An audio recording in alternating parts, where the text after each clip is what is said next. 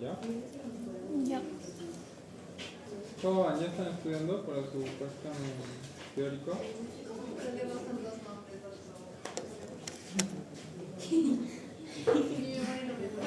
¿En qué sentido? ¿Quién será?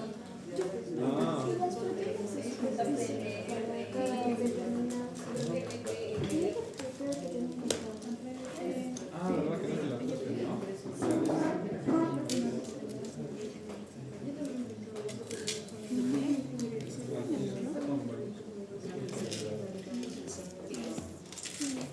Cambiaste. ¿Cuál es el primer examen que tienes?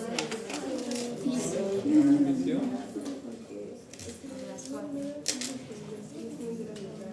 ¿El día lunes? Sí. ¿Y qué temas tienes? Endocrino. Endocrino, reproductor masculino y femenino. ¿Fácil o no? ¿Regular? Oye, De hipotiroidismo subclínico, algo siempre bien. ya está bien. La fija. TSH anda de 4 libras normal. ¿Te da tratamiento? No. No, pero los endocrinólogos de hoy en día sí le dan. Porque lo miran al paciente y obviamente dicen, no puede ser, hay que darle T4 para que se regularice TSH. ¿Y por qué dan subclínico? ¿Qué? ¿Por qué se produce? ¿Por qué da un subclínico? Mira, el hipotiroidismo normal, el primario, es porque obviamente si no hay T4 libre, es decir, no estás sintetizando esa hormona, la TSH es sensa y por lo tanto se eleva, ahí estamos de acuerdo, ¿cierto? Ya, pero el subclínico es un paciente que suele ser un eutiroideo, o sea, su tiroides funciona normal, pero por algún motivo esa hormona se confunde con alguna otra del cuerpo, ¿sí? Como un receptor adicional, algo, y hace que el cuerpo tenga la intuición de que no hay suficiente T4 libre en sangre. Hay normal, pero hace la supuesta apariencia que no, ¿no? Entonces, o sea, los endocrinólogos tampoco están mal. Sería bueno iniciar el tratamiento porque de alguna forma u otra, desde el punto de vista molecular, hay alguna razón por la cual el cuerpo está sensando una baja cantidad de T4, a pesar de que en el examen laboratorial sea lo que no. Y por eso la TSH se está elevando, ¿no? Al final es un sistema de feedback. Y a veces hay pacientes hipotiroideos primarios que debutan como un subclínico y al final terminan siendo un hipotiroideo normal. Otra de las causas más frecuentes suelen ser mujercitas que tienen alteraciones hormonales a nivel de ovarios, porque si tienen un sistema metabólico alterado y tienen un síndrome ovario poliquístico, la hormona tiroidea, que es la encargada de regular sobre todo el resto de la orquesta, como es el director, se altera también y genera un subclínico, ¿no? Y también puede ser. Tan mal no está, pero desde el punto de vista académico y lo que están aprendiendo, con que se queden con que no se trata, está bien, porque el subclínico no se debería tratar. O sea, ya saben sus reglas. Ya. O sea, ¿ya apareciste? Te he mandado la práctica para que se las compartas a tus compañeros.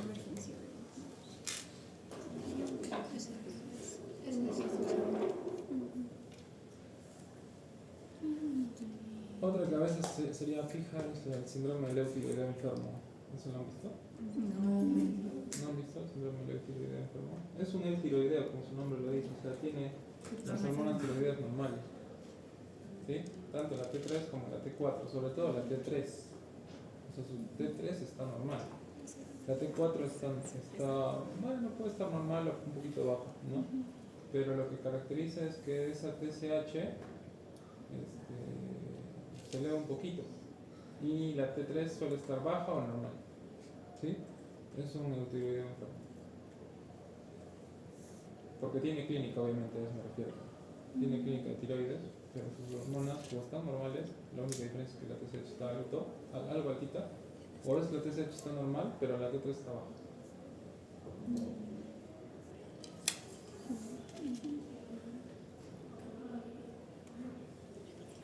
Y ese da por sepsis.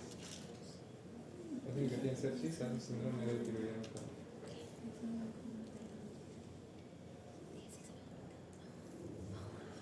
¿Dónde está?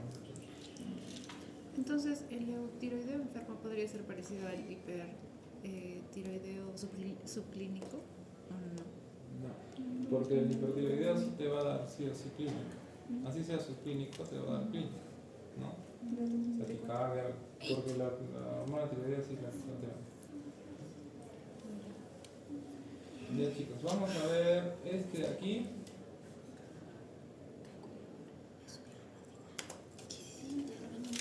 ¿Alguien tiene calculadora? Y... ¿dónde está la calculadora?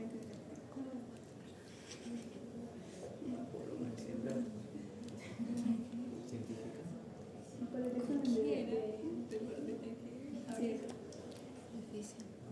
de física.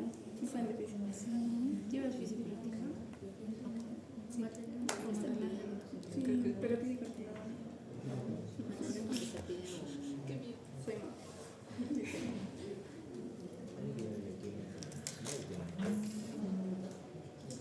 O ingeniería. Sí, pero soy psico. Yo como bien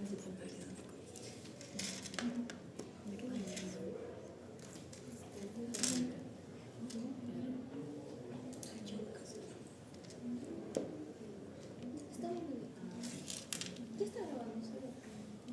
Sí. Chicos, ¿ya tienen la práctica? ¿Te los pasaste? Sí. ¿Qué pasa con los chicos?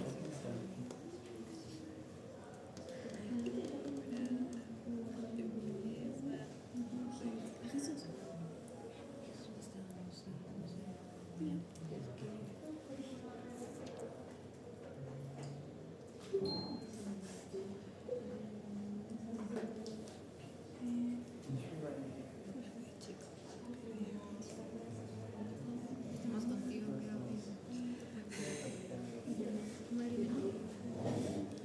Bien chicos, hoy vamos a ver un poco sobre anticuerpos neutralizantes. ¿Saben o entienden algo de esos anticuerpos neutralizantes?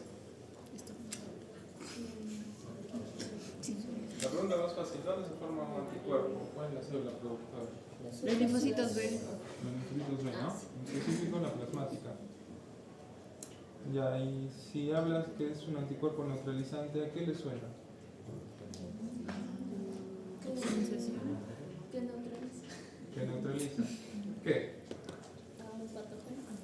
Sí, ¿no? Un patógeno, puede ser un virus, una bacteria, un hongo. En su mayoría suelen ser virus. Hola amigo, ¿cómo estás? ¿Todo bien? Ya, entonces, miren, ¿dónde surge más esta idea de los anticuerpos neutralizantes? Cuando viene el COVID. ¿Ok? ¿Cuántos años tendrían ustedes cuando estuvo el COVID? 13, ¿no?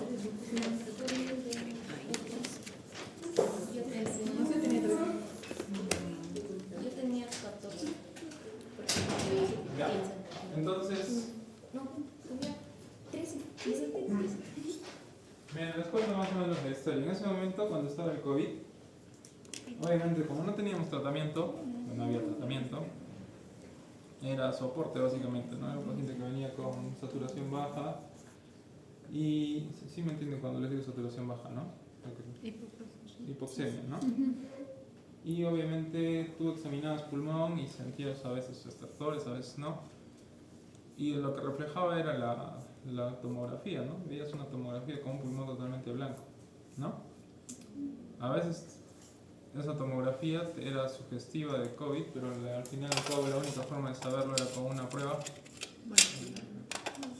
molecular, ¿no? Pero como la prueba molecular se demoraba 2 o 3 días, inventaron algo que le llamaban el CORATS. ¿Sí? ¿Sí ubican el CORATS? ¿No? ¿No ubican el CORATS? ¿Cómo se llamaba? CORATS venía de coronavirus. RAS venía de interpretación radiográfica. ¿Sí? ¿Por qué le llamaron así? Porque cuando ustedes lleven, por ejemplo, ahorita que han llevado en fisio el aparato reproductor, ¿les han enseñado algo del BRAPS? No creo.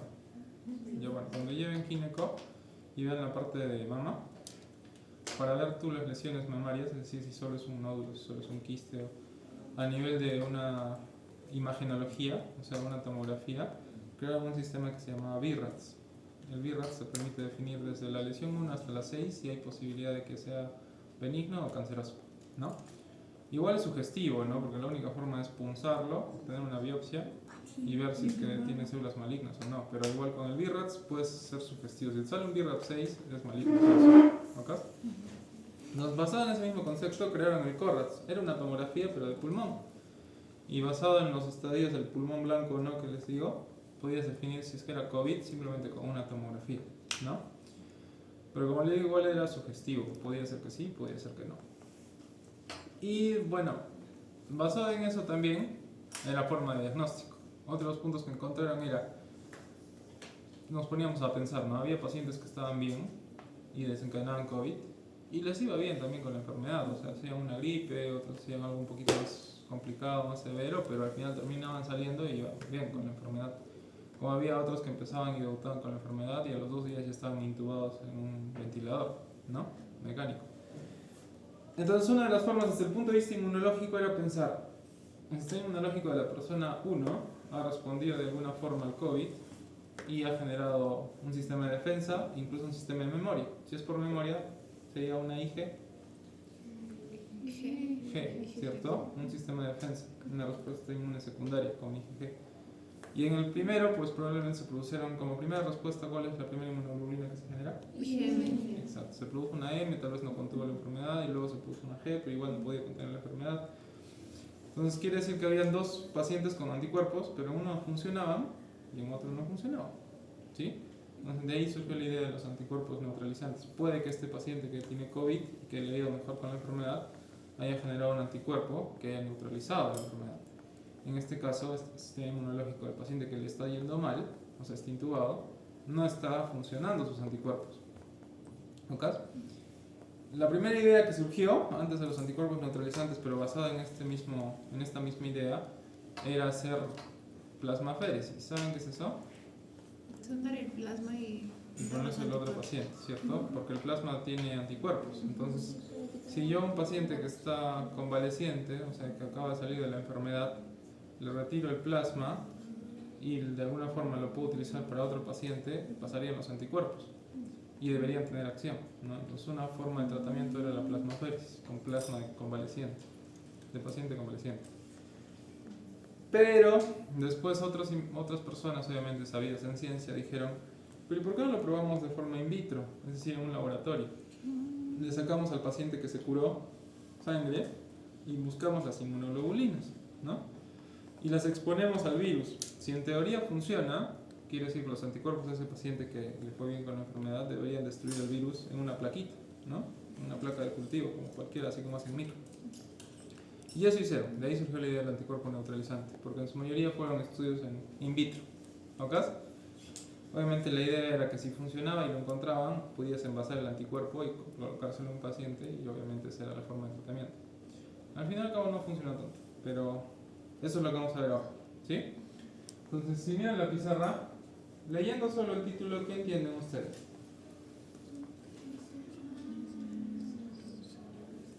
por inmunidad pasiva podemos hablar de vacunación. Por la inmunidad pasiva podemos hablar de... Vacunación. Ya, sí. Entonces, basado en eso, ¿cuántas inmunidades hay? Activa y pasiva, ¿cierto?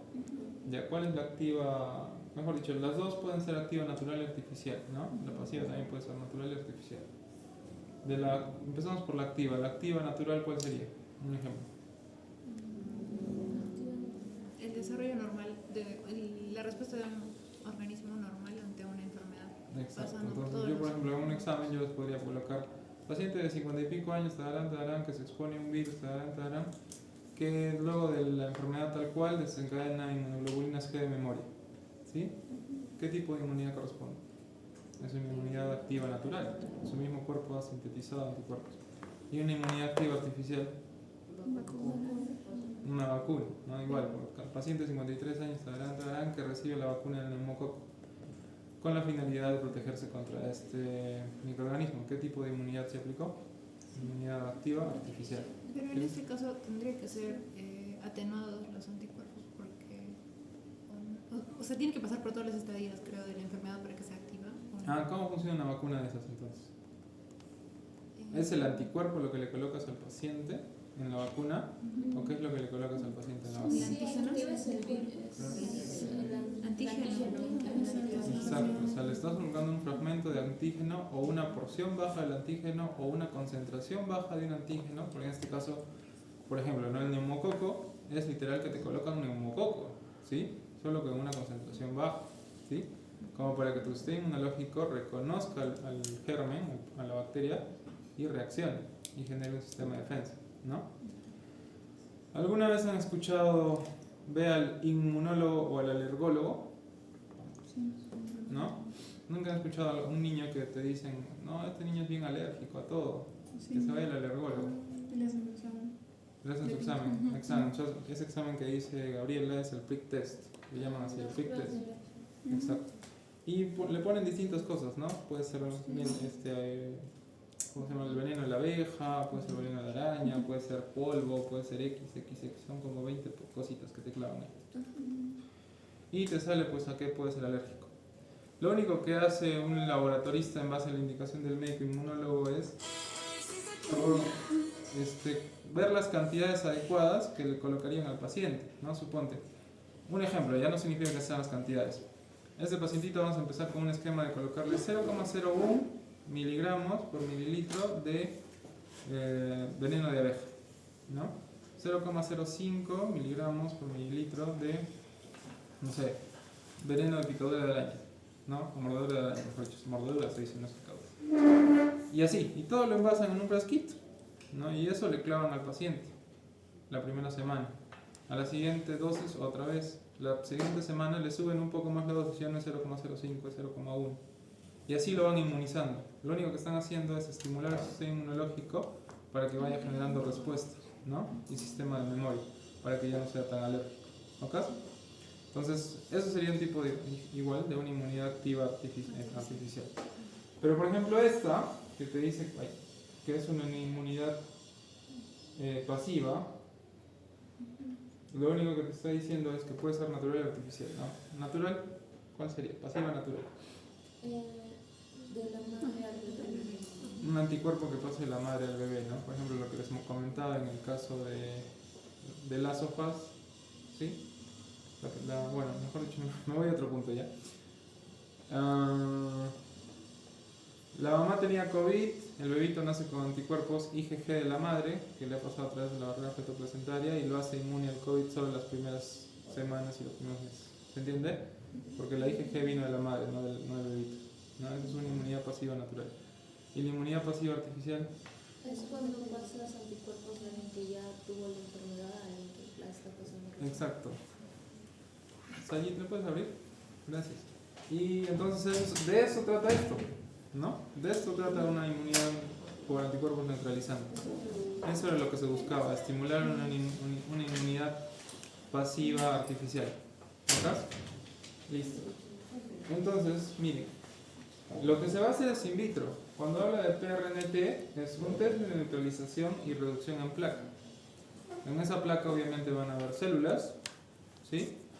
Y las vamos a exponer esas células al virus del COVID, ¿no? Al SARS-CoV-2. Y vamos a dar una respuesta, si se mueren o no se mueren, o si logran disminuir la enfermedad o no. ¿Ok?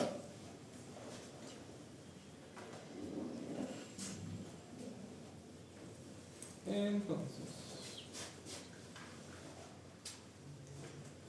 ¿alguien tiene una idea por qué el virus del COVID afectaba más a algunas personas y no a otras? Por las comorbilidades. ¿Cómo influían las comorbilidades? Por cierto deterioro que ya había antes en el organismo del paciente. Ya. Como por ejemplo, a ver. La diabetes, la hipertensión. Ya. Ahí sí te la doy, la diabetes o la hipertensión. ¿Qué crees que generaba la diabetes y la hipertensión en el paciente normal? O sea, el paciente que la tenía, mejor dicho, versus el paciente que no es diabético ni hipertenso y que hacía que lo hacía más predisponible a que haga una COVID severa. Puede ser que su sistema inmunológico ya de por sí estaba atenuado y frente a la respuesta que tenía el organismo ante este COVID, no respondía, o sea, respondía tal vez en sobremanera o estaba sobreestimulado y cuando había la tormenta de citoquinas probablemente el cuerpo mismo se atacaba, tal vez. Ya, se atacaba, no, pero por ahí va la cosa, ¿no? En lo que es la hipertensión y la diabetes ocurre un daño endotelial, y al haber este daño endotelial es donde ataca lo que es el SARS-CoV-2. El SARS-CoV-2 ataca primero lo que es el endotelio, haciendo que la respuesta inmunológica sea más fuerte. Entonces, en pacientes de hipertensión o con diabetes, este daño endotelial ya estaba, haciendo que el SARS-CoV-2 se incremente en la infección. Es por eso que afecta a algunas más que otras. Ya, ahí la cosa está mejor, ¿ya? ¿La enfermedad de la diabetes y la enfermedad de la hipertensión son una enfermedad crónica o aguda? Crónica. Entonces genera una inflamación crónica, ¿sí? Entonces básicamente era lo que dice Gabriela. Ese paciente era un paciente que tenía un proceso inflamatorio crónico.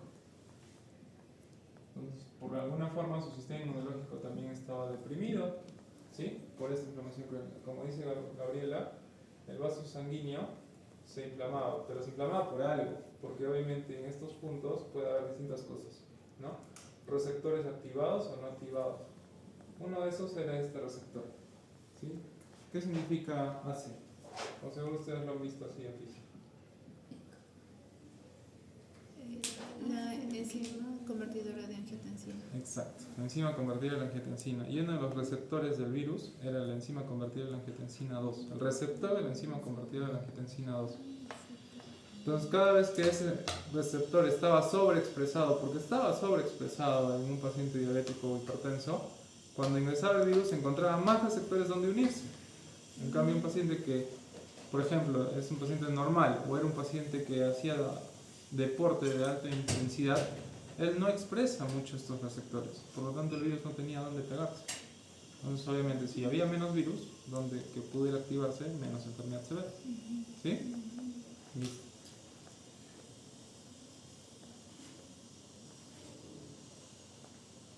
Y a ver, esta pregunta sí es un poquito más fuerte, pero entonces el paciente con COVID hacía enfermedad pulmonar o no? En algunos casos no. ¿En qué sentido?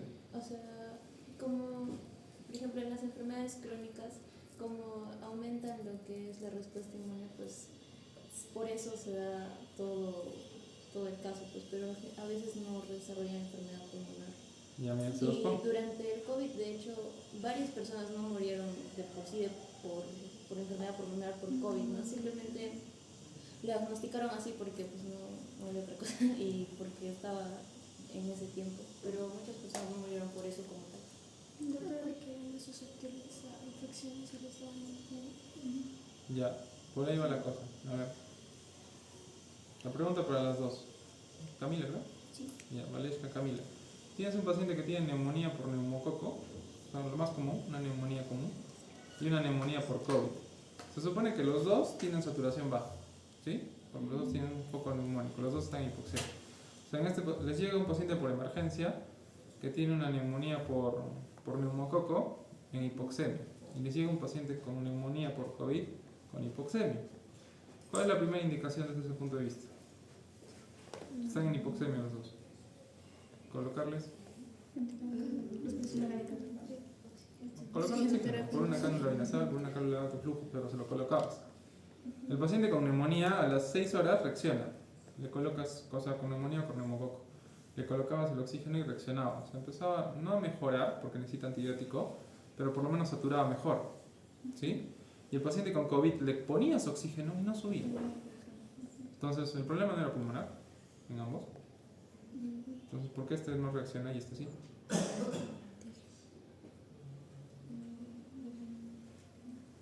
Porque ahí se han dañado los receptores, o sea, ya hay una inflamación. Por ahí va la cosa. Entonces, ¿Dónde, pregunta de fisio, ¿dónde se da el intercambio alveolo-arterial?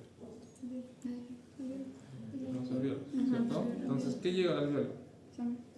A través de un capilar, que es un vaso sanguíneo, chiquito. ¿Sí? Lo que se decía Cabrera de que sea el daño endotelial, y ese daño endotelial hacía que el pulmón de por sí ya no reciba tanto oxígeno, haciendo que su funcionalidad, su función sistémica baje.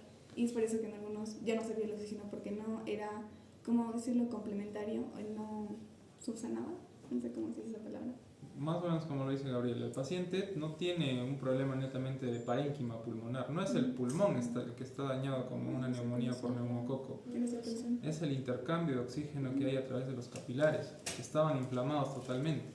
Por eso intentabas darle oxígeno y como el parénquima no era el problema, no llegaba a subir, o sea, no saturaba. Y intentaron muchas cosas, desde colocarle oxígeno, desde ponerlo en posición boca abajo, ponerlo en tren de Lembour, porque eso también favorecía el intercambio de oxígeno, pero aún así no mejoraba, ¿no? Y era porque estaba relacionada a la parte inmunológica. El paciente tenía una inflamación crónica de por sí, por algún motivo. Ahora se acababa de activar una respuesta inmune totalmente activa y aguda, una cascada de citoquinas que seguía dañando el vaso sanguíneo, desde los más medianos hasta los más chiquitos como un capilar. Entonces no había forma que haya intercambio de oxígeno. Y eso es lo que no se entendía del COVID en esa época, en el 2020 y 2021. Porque nosotros como médicos sabemos de que si encontramos algo, le damos solución. ¿Te duele algo? Te doy un analgésico. ¿Tienes la glucosa alta? Te la bajo, con insulina, con cristaloides. Tienes, no sé, el ácido úrico alto, te doy colchicina, te lo bajo, ¿sí? Sabíamos que había algo fisiológico y tú le das un tratamiento farmacológico. En este caso sabíamos que había un problema a nivel del pulmón o a nivel de intercambio gaseoso, pero le dabas oxígeno y no respondía, ¿sí? Y a esos pacientes les trataban incluso con la parte inmunológica, ¿no? Para frenar la cascada de citoquinas, ¿qué harían? Inmunosupresor. Con un inmunosupresor, que puede ser un corticoide, les daban corticoides, o incluso les daban inmunomoduladores, todos los anticuerpos monoclonales que había, rituximab, bevacizumab, todos los anticuerpos monoclonales habidos intentaban, ¿sí? No escuchaban también que con Trump, en ese momento Trump era el primer gobierno de Estados Unidos, le habían diseñado sus grandes científicos un anticuerpo monoclonal que él fue el primero en recibirlo como presidente para evitar contraer la enfermedad, y era porque eso era lo que se pensaba. Hay que generar un anticuerpo que reduzca la cascada de citoquinas para que obviamente no haya una inflamación aguda aparte de lo que se generaba, ¿sí? Listo. Entonces, basado en ese contexto, creo que ya podemos seguir. Ahora vamos a la parte como que metodología. Cuando ustedes han visto micro, ¿cómo hacen la siembra de una bacteria? Primero el medio de cultivo. ¿En qué medios esta bacteria puede crecer? Ya, eso me gustó.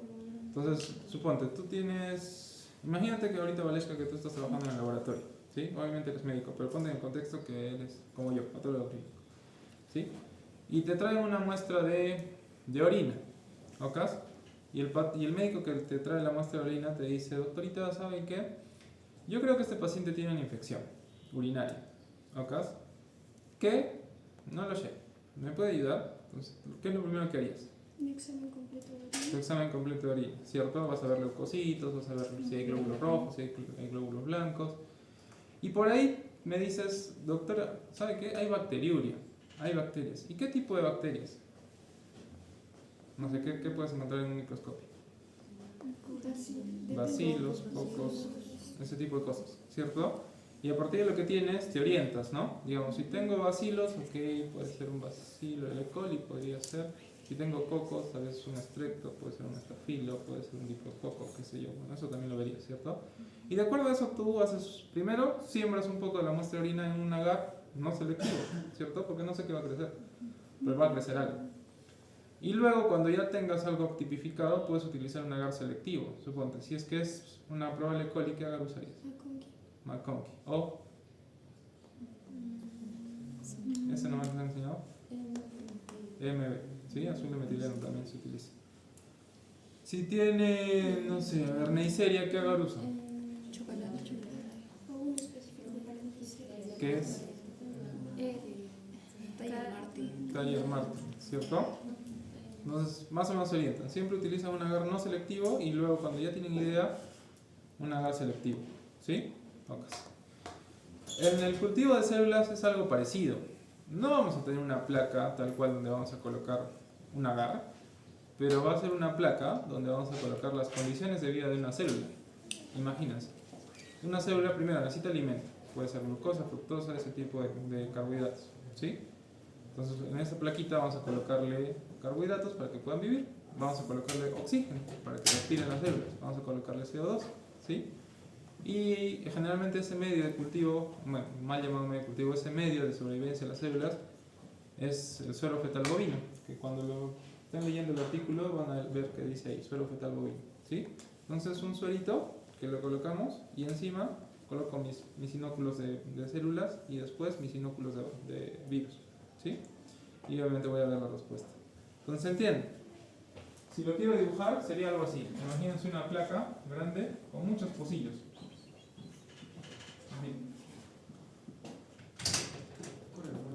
Y cada uno de ellos va a ir con suero fetal bovino, ¿no? Y dentro también vamos a colocar células y dentro vamos a colocar también virus. Entonces, pregunta, solo con lógica, no creo que es de acuerdo al artículo. Si yo quiero ver la evaluación, si es que este virus va a responder o no, ¿cuánto tendría que colocar, digamos, aquí, acá de células? La misma cantidad. La misma cantidad, ¿tú crees? Veríamos el mismo efecto en todos los pozos. Y estamos buscando el efecto del anticuerpo neutralizante que va a producir esa célula frente al virus. Claro, progresivo, ¿cierto? Imagínense, acá yo coloco 10 células, acá coloco 8, acá coloco 6, acá coloco 4, acá coloco 2.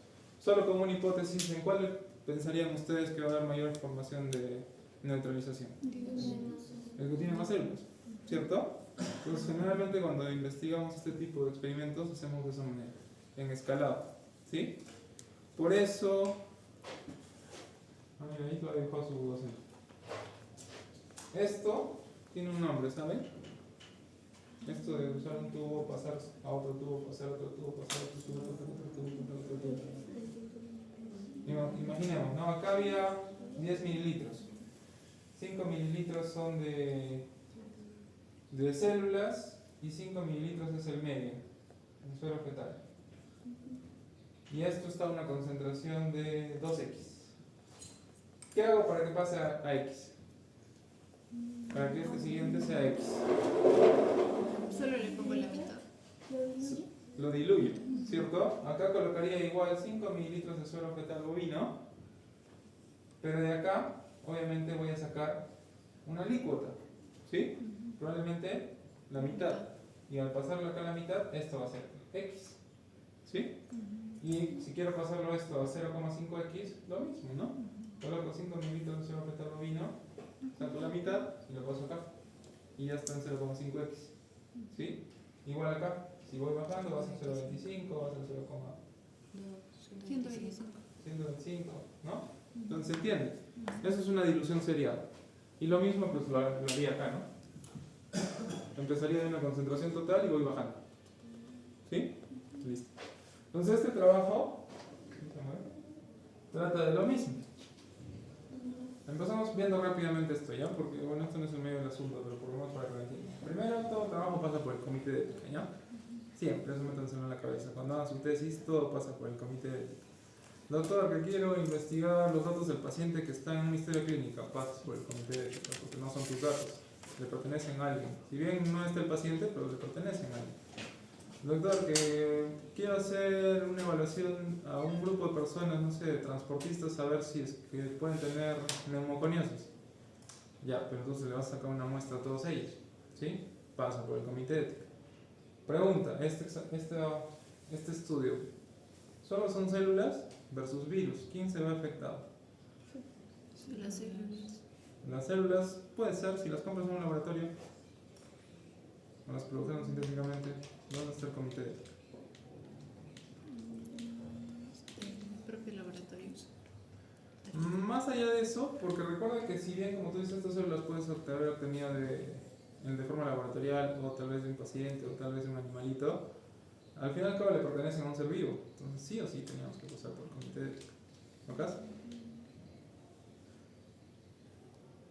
Listo. Dos, vamos a utilizar virus, que es el virus del SARS-CoV-2, y líneas celulares. ¿Ok? Las líneas celulares, generalmente las más comunes son estas. Las Vero S y SARS. O sea, las células Vero. Cuando ustedes vean evaluación de virus, generalmente las células que nosotros compramos para un trabajo de investigación son las células Vero. Sí, así se llama. El ATCC que ven acá es el control de calidad. Así normalmente se habla. Y dos, pues vamos a hacer el cultivo en placa, ¿no? O sea, vamos a hacer una plaquita donde vamos a ver las condiciones de vida. Creo que acá hay un gráfico para que lo entiendan mejor. Miren, acá está la plaquita que les mencionaba, acá está cómo vamos a hacer la dilución seriada y vamos a sembrar en cada uno de ellos. Vamos a colocar una alícuota de virus, una alícuota de células. ¿Por qué van a estar a 37 grados? Porque simulan la temperatura del cuerpo, ¿verdad? Y pues obviamente las cultivamos por un tiempo y vemos la respuesta. ¿Ok? Luego de una hora, por ejemplo, acá le pongo. ¿Listo? Voy a bajar más rápido para que no nos gane el tiempo. Obviamente después voy a hacer pruebas estadísticas para ver la selectividad, precisión, exactitud, la robustez. Y pues voy a obtener los resultados, ¿no? Ver si la concentración celular ha bajado, aumentado, si es que los virus han disminuido, ¿no? Y lo voy a ver así, ¿no? Miren, esta es una placa, ¿ok? Que mejor me voy a hacer su trabajo de su vida. Ya. ¿Hasta ahí sí lo entendieron esto? Esta es la dilución, ¿verdad? Que han hecho y luego lo han sembrado en placas. Bien, dice, primera pregunta de su guía. Liste los materiales e insumos necesarios para el ensayo. No está difícil, ¿verdad? Ya hemos hablado de algunos de ellos. La placa, el suero fetal bovino, los virus, las células. Igual si no tienen alguna duda, van al artículo principal y de ahí lo sacan también. ¿Sí? Esa pregunta no está tan difícil. Pregunta 2. Lista en infinitivo los pasos para el ensayo completo. Chicos, ¿cuál es un virus en infinitivo?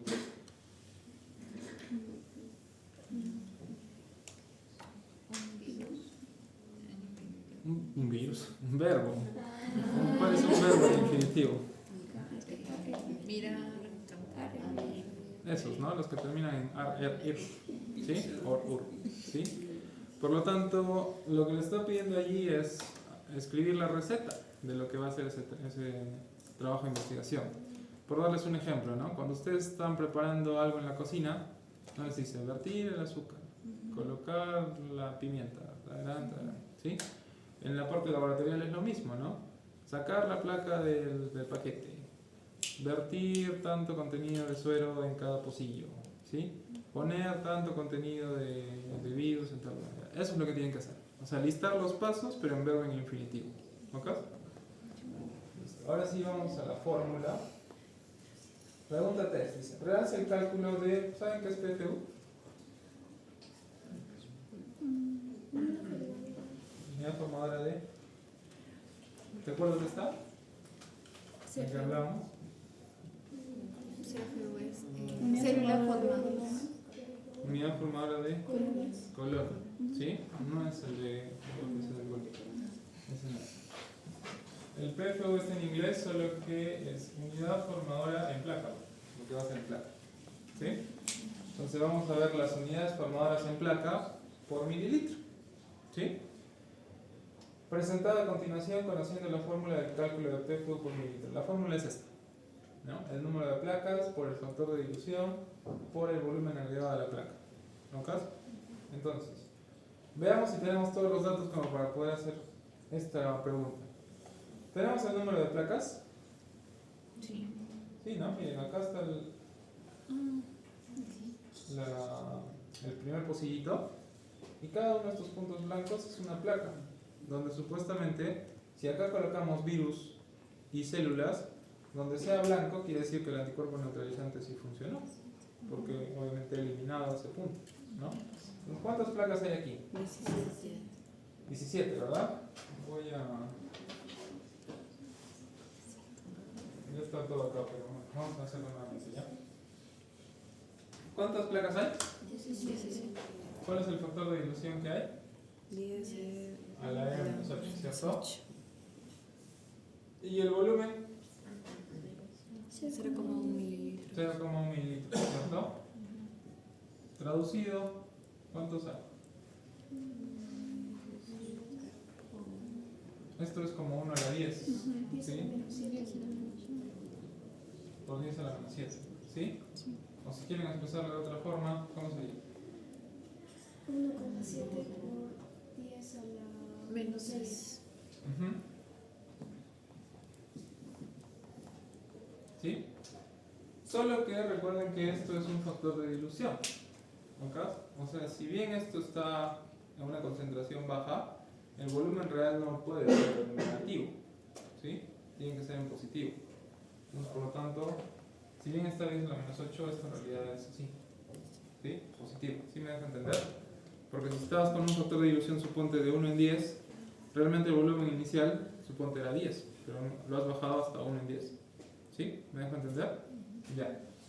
Genial. Hasta luego.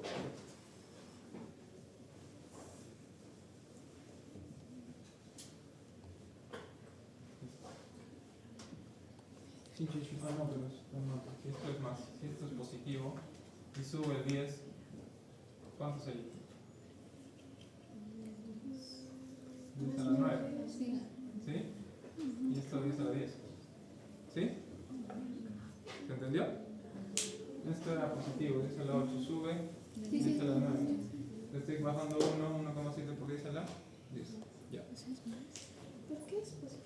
Sí, porque el factor de dilución es positivo. Por esto, miren, imagínense, esto es igual. El factor de dilución es 1 en 10, ¿sí? Por lo tanto, este volumen es chiquito, es lo que he corregido. ¿Ok? ¿Cuál entonces era el volumen inicial? Suponte eran 10 mililitros, pero de acá yo solo saqué una alícuota. ¿Ok? Entonces, por lo tanto, esto para mí es como 10 a la menos 1, ¿cierto? Pero no es que 10 a la menos 1, es un valor de 10. Entonces, lo único que tengo que hacer es. ¿Sí? ¿Ok? Ya. Listo. Entonces, esa primera pregunta se entiende, ¿no? Listo. Luego, a ver, ¿quién está por acá? Yamilet, ¿puedes leer lo que dice ahí? En el cuadrito. Para el ensayo PRNT y saliendo de la ¿No? ¿Qué esperan este chico? Lo acabamos de ver. Anticuerpo, Neutralizantes.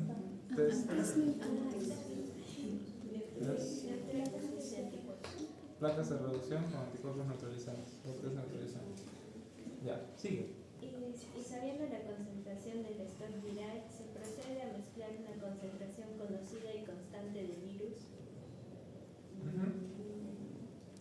de unidad formadora en placa por litro, con diluciones seriadas de suero de pacientes con posibles anticuerpos neutralizantes para COVID-19.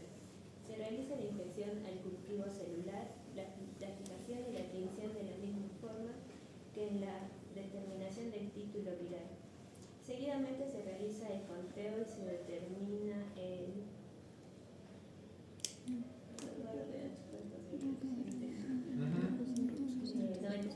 titulación a la cual se inhibe el 90% de placas de lisis y de 50, titulación a la cual se inhibe el 50% de placas de lisis. ¿Sí? Ya. Entonces, miren, la pregunta 4 dice: en un gráfico resume el proceso de cultivo y conteo de placas de lisis. ¿Cuál sería hasta allí esa respuesta? Es basada en el ejercicio que hemos hecho arriba. Tienes que sembrar en la placa. Mejor usa esto que está más bonito. Tienes que sembrar en la placa factores de dilución, ¿no? Uno en 20, uno en 40, uno en 80, acá si quieres uno en 160, uno en 320, ¿sí? X.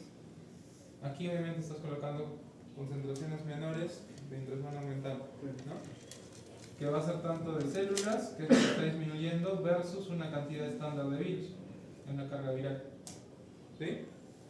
Y obviamente lo que yo voy a ver es que si es que hay anticuerpos neutralizantes en esta placa, se van a formar literal plaquitos, ¿no?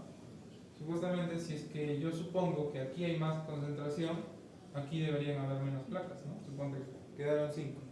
Acá si hay menos concentración porque está más bajito, debería haber un poco más, ¿no? Si funciona, tal vez 6. ¿Sí?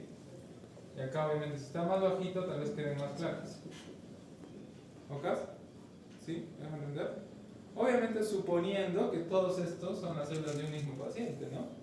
Porque como dice el ensayo, lo que he leído Yamilet, dice de múltiples pacientes. O sea, probablemente aquí coloquen estas concentraciones, pero capaz en esta segunda fila coloquen los anticuerpos de otro paciente. Y tal vez esto, si bien no son las mismas concentraciones, reaccione distinto, ¿no? Capaz el paciente A tenía esta respuesta, que en el primer pocillito hay solo 5 formaciones de placas, ¿no? Y capaz en este funciona mejor y solo se forman 2 placas, ¿no? Capaz sus anticuerpos neutralizantes en el paciente B tienen mejor respuesta. ¿Sí me deja entender? Ya. Entonces, más o menos va a funcionar así. Y eso es lo que tenemos que esquematizar en la pregunta 4, ¿cierto?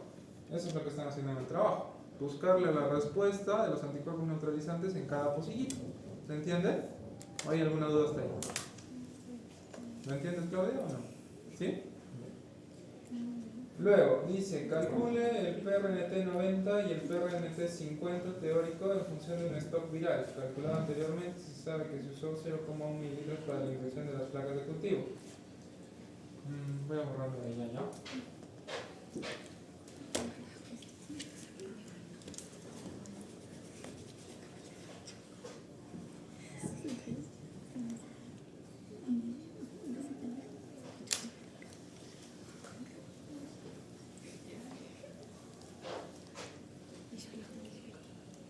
Ya.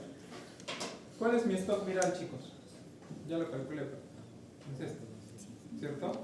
Esta es la cantidad de unidades formadas de colonia, unidades formadas en placas por mililitro. ¿Ok? Entonces este es mi stock viral.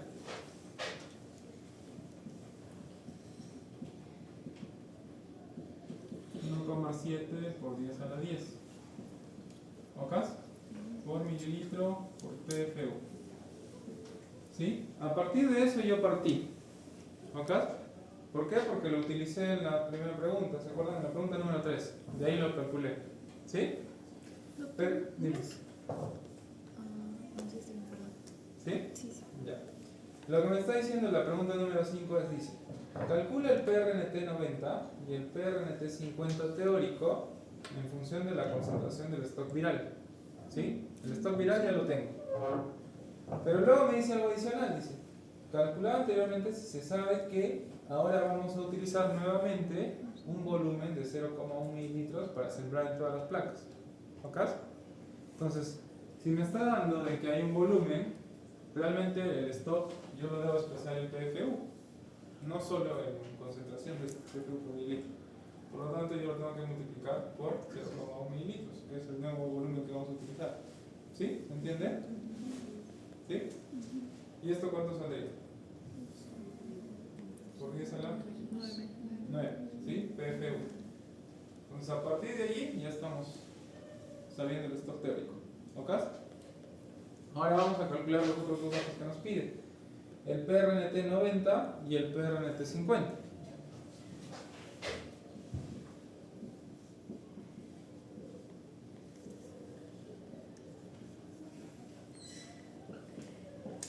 Pregunta.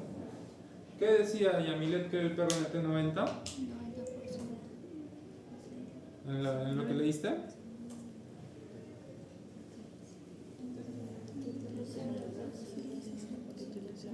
Bueno, a leer, me lo dicen.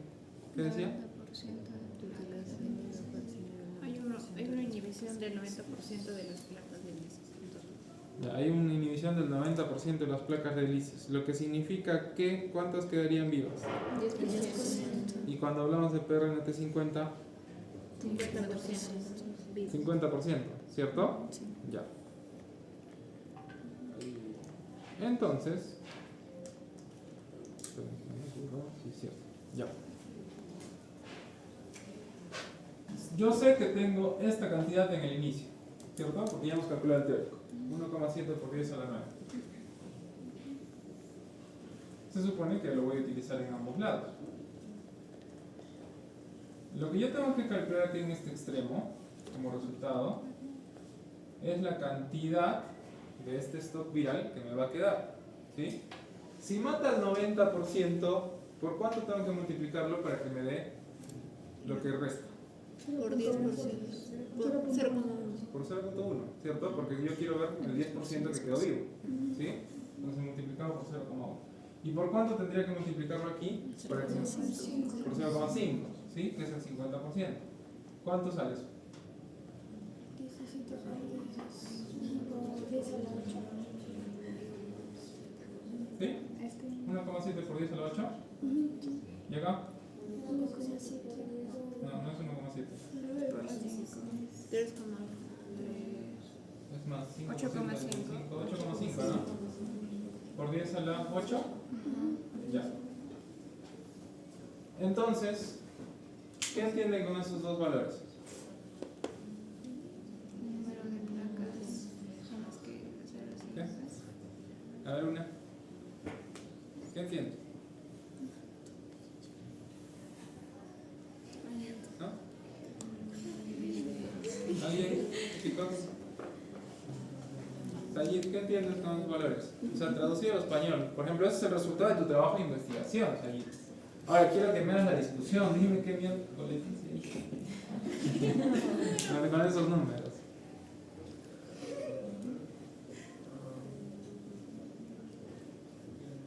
Te lo pongo más o menos sencillo. ¿Sabe qué, doctor? Cuando he aplicado estas células con esta cantidad de virus, al hacer el PRNT90, es decir, cuánto han muerto de esos, perdón, cuánto de efectividad ha tenido el 90%, quiere decir que solo han sobrevivido 1,7 por 10 a la 8 de lo inicial, que era 10 a la 9, ¿sí? Entonces, por lo tanto, aquí estos anticuerpos que utilicé funcionaron bien, ¿no? Porque se mataron casi toditos los virus, ¿sí? En este caso, pues estos no funcionaron tan bien. Por lo menos esta concentración no funcionó tan bien, ¿ok? ¿Por qué? Porque me quedaron, de todos los que había, 8,5 por 10 a 8, lo cual es mucho más alto que este, ¿sí? Entonces, si usted me pide una opinión, yo creo que usamos esta, la A, porque tiene un mejor efecto, ¿cierto? Ya, genial. ¿Dónde está su diagrama?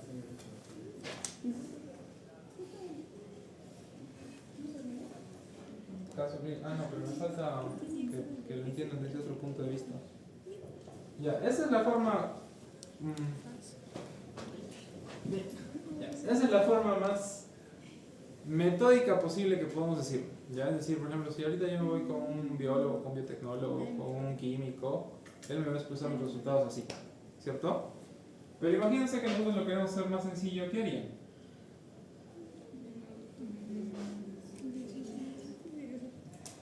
Digamos, viene su sobrinito, que tiene, no sé, 8 años, y le dice, a ver, resuélveme el problema, pero solo mirando las placas, o sea, una placa así, con crecimiento.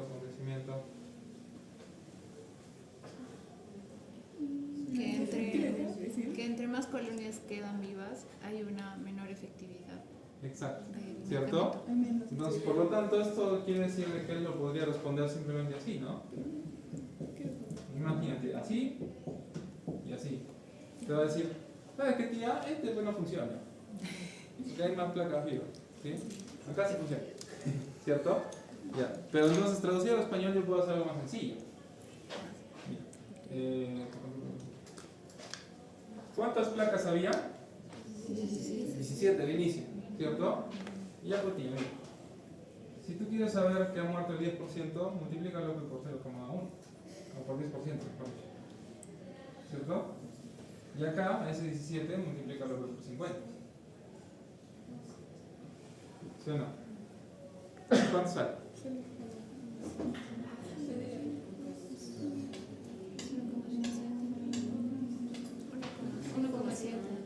1,7. ¿Y este? 8,5. ¿5? Ya, entonces tú le vas a decir, pero sobrino, no existen pues 1,7 placas. Tienen que ser números enteros. O cuentas una, o cuentas dos, o cuentas tres, o cuentas cuatro, o cuentas cinco, o cuentas 6. Entonces tu sobrino te va a decir, pero tío, no sé qué, mamá pues inteligente, pues tío, llévalo a 2. ¿Cuántas placas quedan después del 10% de aplicar tu fórmula? Me van a quedar solo 2. ¿Cierto? O sea, lo está redondeando, lo único que está haciendo el sobrino es redondeándolo. Y el otro te dice, mira, acá 8,5 pues 9. Entonces quiere decir que si tú aplicas tu PRNT 90, como solo van a quedar el 10%, acá te quedan pues 2 placas. De las 17 te quedan 2. ¿Sí? Y ahora, mira tío, acá aplicaste tu 50%, de las 17 te quedan 9 euros. Entonces, obvio, este funciona mejor. ¿Sí? Más sencillo. En cristiano. Ya. Listo. ¿Alguien me puede leer el caso clínico? Después de subir un caso clínico, arriba. Está acá arriba, chicos. Venga, muy bien.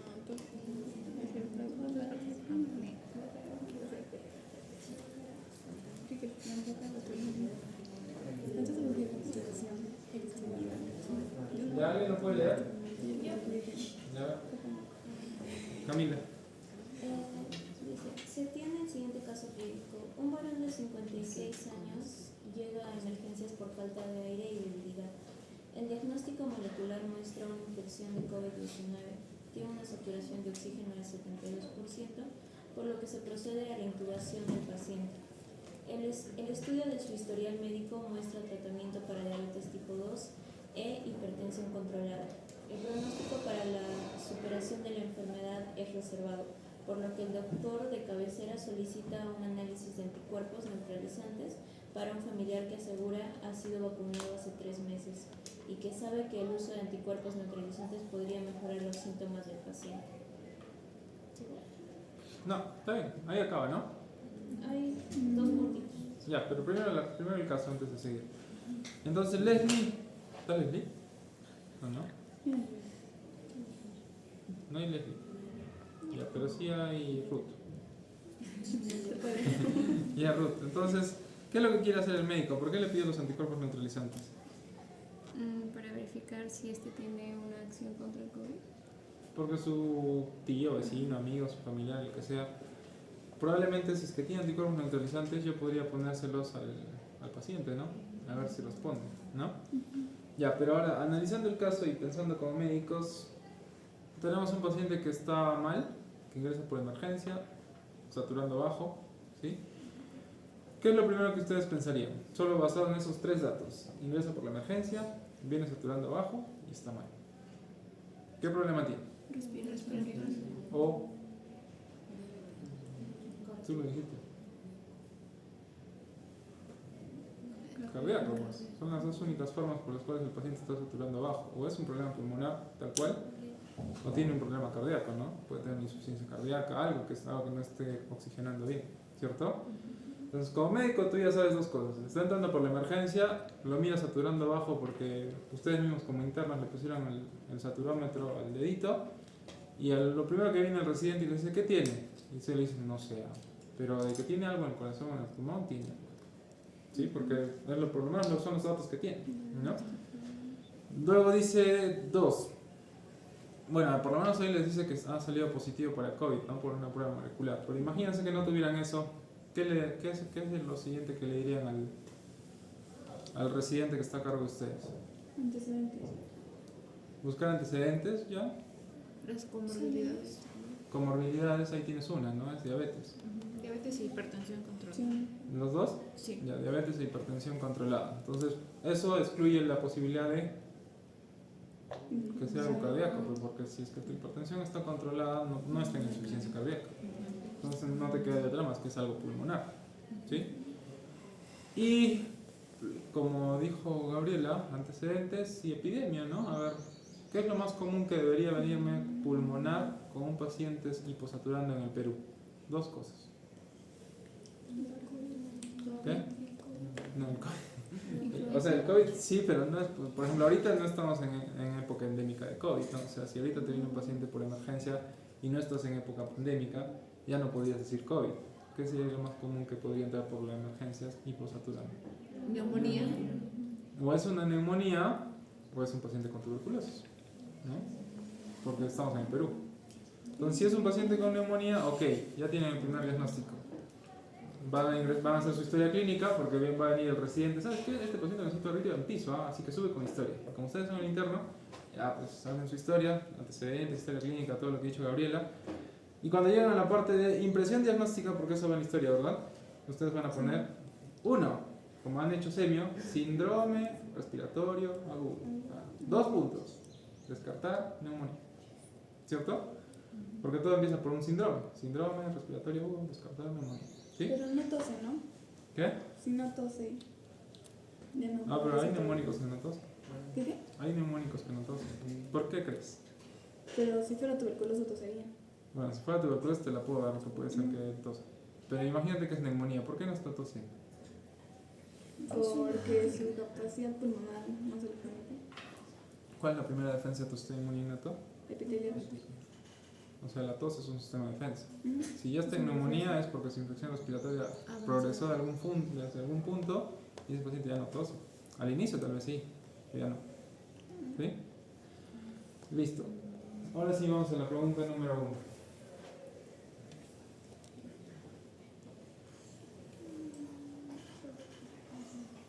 ¿Dónde te quedaste? Se toma una muestra, ¿no? Sí. Ya. Se toma una muestra del paciente con COVID-19 y se realiza la determinación del PFU de virus.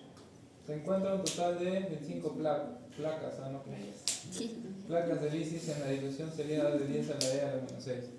Y entonces acá vamos a este lado, ¿ya? ¿Cuántas placas iniciales va a haber? 25. 25. Ya. Con una dilución, pero todavía la dilución la vamos a colocar así. 10 a la E a la menos 6. Ya. ¿Qué más dice? Se realizó el PRNT utilizando el suelo del familiar obteniendo los siguientes resultados.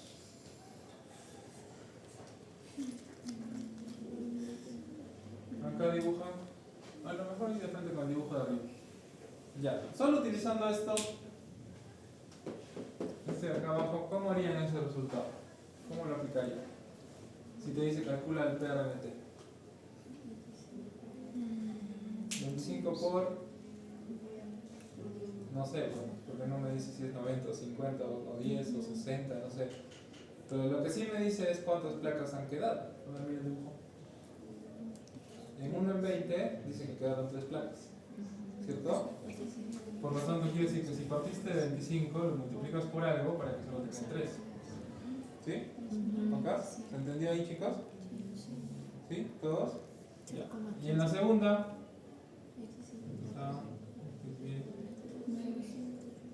por algo para que te dé 9.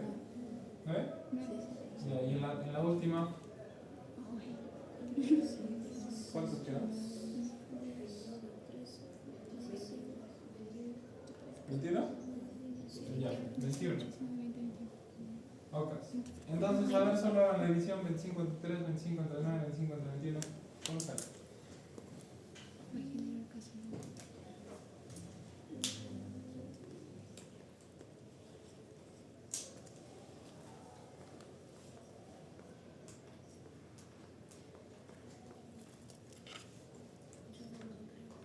No es 3 entre 26. ¿Qué? Es 3 entre 25, ¿no? 0,2. Oh, perdón, es entre 25 ya. 0,2. 0,2, ¿eh? Ya, ¿y el otro? 0,36. 36. Sí, 0,36. ¿Y el otro? 0,84. Ya. Y viene su sobrino y le dice, ya, pues, pero tío, tienes que trabajar en polinomio. 0,9, 0,4. 0,4. Listo. Entonces, si ustedes multiplicaban por el 10%, eso no era PRNT 90. 90, ajá. ¿Cierto? Entonces, la primera es PRNT 90. Porque si lo llevo así, es un 10%. ¿No? Este, sí, PRNT 60. en realidad es 60 ya, pero probablemente la intención era que sea un 50. ¿Sí? Probablemente, ¿no? Porque obviamente eso es lo que se esperaba. ¿Ok? ¿Y la otra? PRNT 10, ¿no? Que también puede existir. ¿Cierto? Entonces, ¿cuál tiene mejor inhibición? El primero. ¿Cierto? Porque es el PRNT 90. ¿Ok? Y a ver, repasemos los de abajo. Porque hay una fila más abajo. Eran 25 por... ¿cuántos son? 4. El otro 25 por 6 y el otro 25 por 27. 27. No deberían haber más, pero a ver cuántos hay.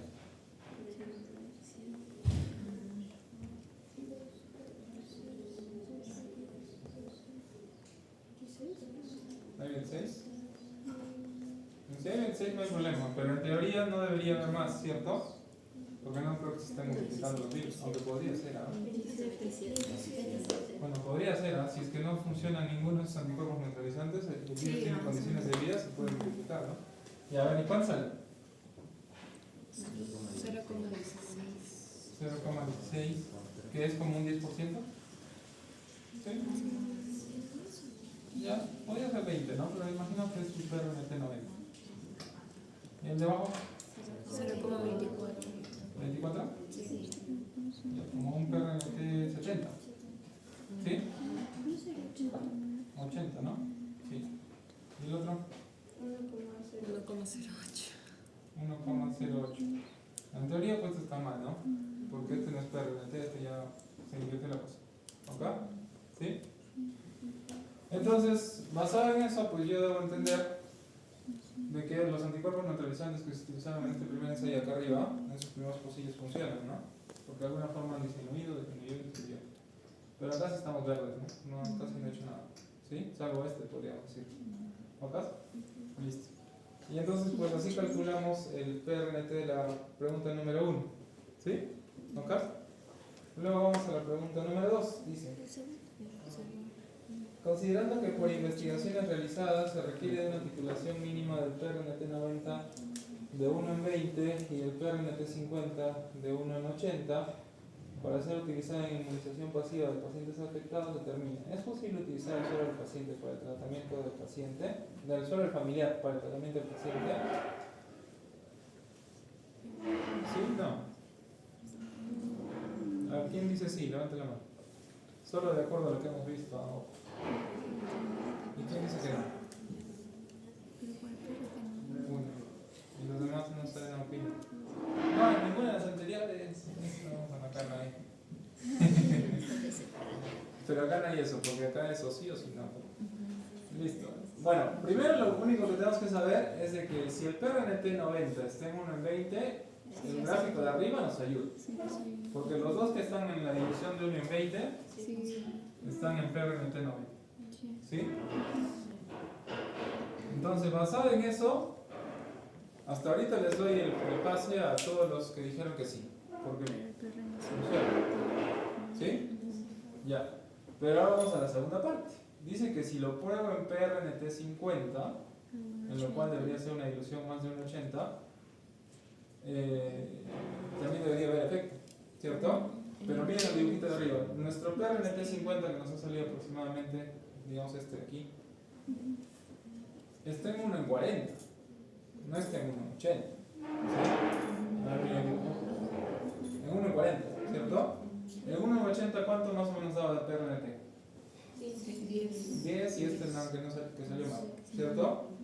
Entonces, pues no, porque miren, si ustedes van bajando la concentración, no está funcionando, ¿no? O sea, los primeros anticuerpos neutralizantes en una buena cantidad sí funcionan, ¿sí? Es decir, cuando la dilución no es tan exagerada, ¿no? 1 en 20 no es una dilución tan exagerada como la de 1 en 80, ¿ok? ¿Sí? Entonces en la primera sí está funcionando, pero mientras le vas bajando el título, pues no está funcionando. Debería haber por lo menos una respuesta, ¿no? Pero no hay nada. Incluso no funciona. ¿Ok? Entonces por ahí te está diciendo que no. Ahora, ¿cómo lo terminamos de corroborar? Pues si estamos partiendo de una supuesta idea de que todo el caso está ligado, debe haber un stock viral inicial, ¿cierto? El stock viral era 1,7 por 10 a la 9, ¿no? Ese es el stock viral inicial. Listo, entonces lo único que yo tendría que hacer es pues tratar de llegar a esta fórmula con el factor de división que me dijo arriba, de 10 a la e a la menos 6. ¿Sí? Entonces, ¿qué me faltaría ahí? El volumen agregado. El volumen en placa, ¿cierto? Pero lo puedo calcular. ¿Cómo? Si el porcentaje es 1 en 20, ¿cuánto es eso? 1 entre 20. Sería 0,05, ¿verdad? Sí. Sí, ¿no? Más o menos ese es el volumen de la primera placa. Si eso es 1 en 20, ¿cierto? Y si es 1 en 80, ¿cuánto sería? 1 entre 80. Mi calculadora. ¿Cero qué? 0,0125. Ya, no le puede creer. En Entonces, veamos así. PFU, número de placas sí las tengo, eran 25. Factor de dilución sí lo tengo, eran 10 a la menos 6, ¿cierto? Así. ¿El volumen cuánto era? 0,05, ¿no? Para 1 en 20. ¿Y PFU para 1 en 80? 0, 0, ¿cuánto? 0, 125. 0,125 así. ¿Cuánto sale eso?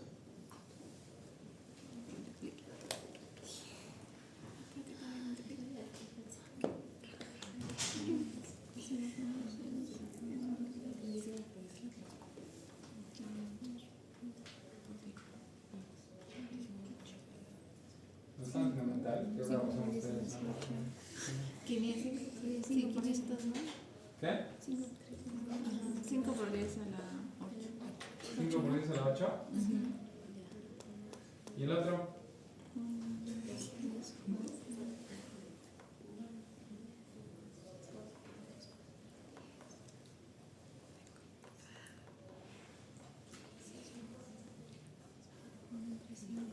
Sería 2 por 10 a la 9.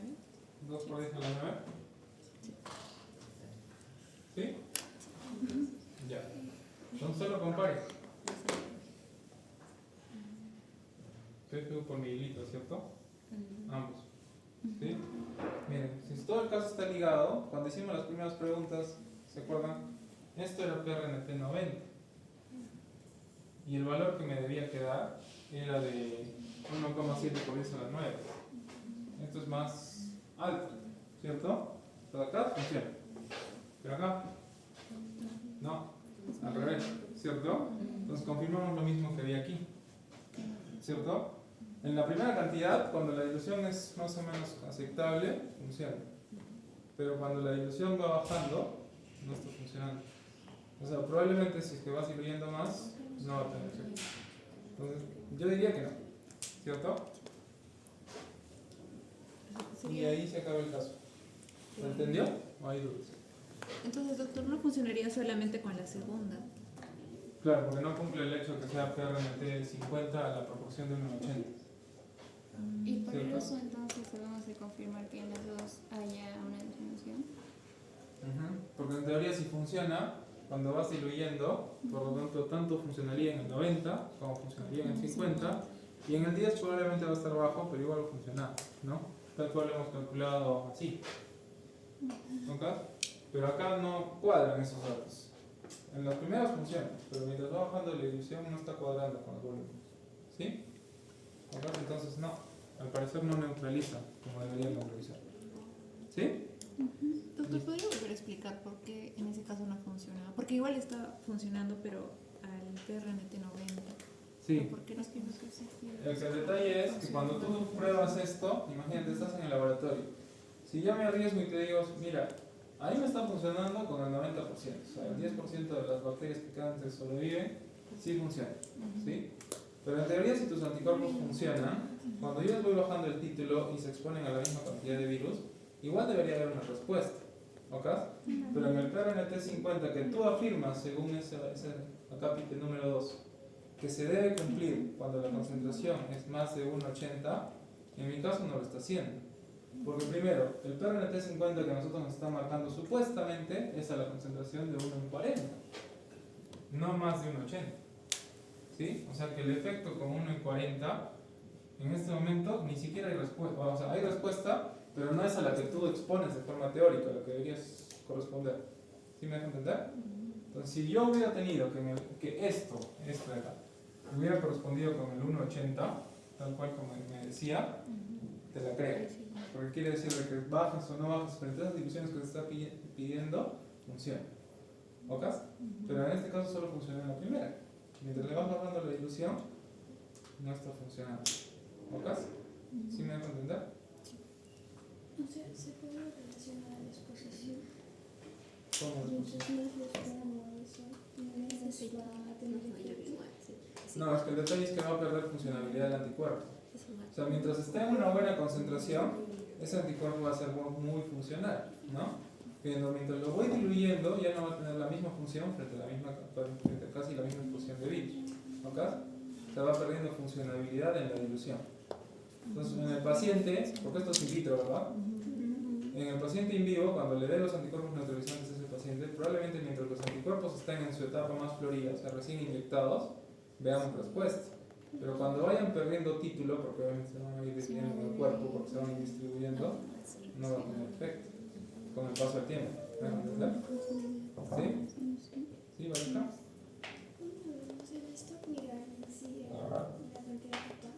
Claro, la cantidad total que tú colocaste en tu plaquita inicial.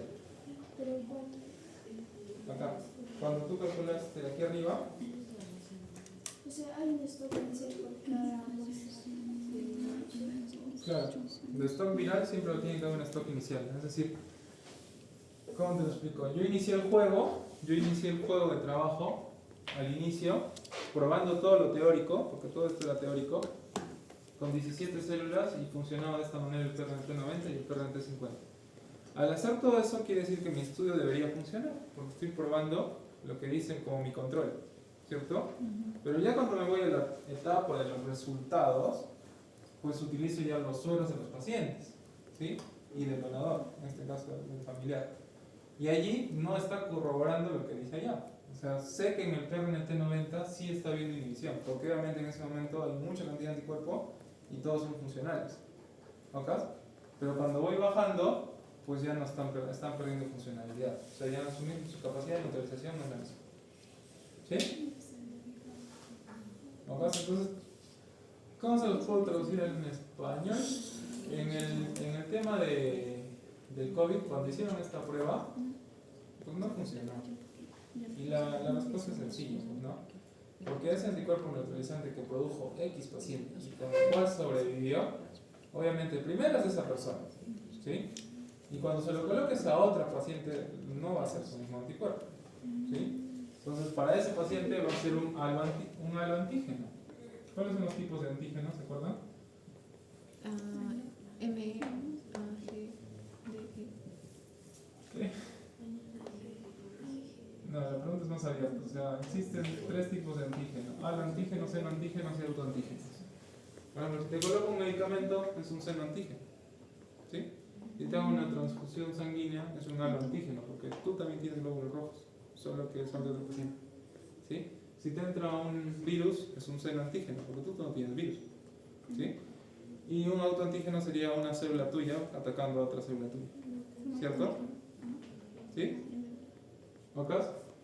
Entonces, por ejemplo, si te hacen te quemaste y te sacan piel de aquí y te la ponen acá, es un autoantígeno, es tu misma piel, ¿cierto?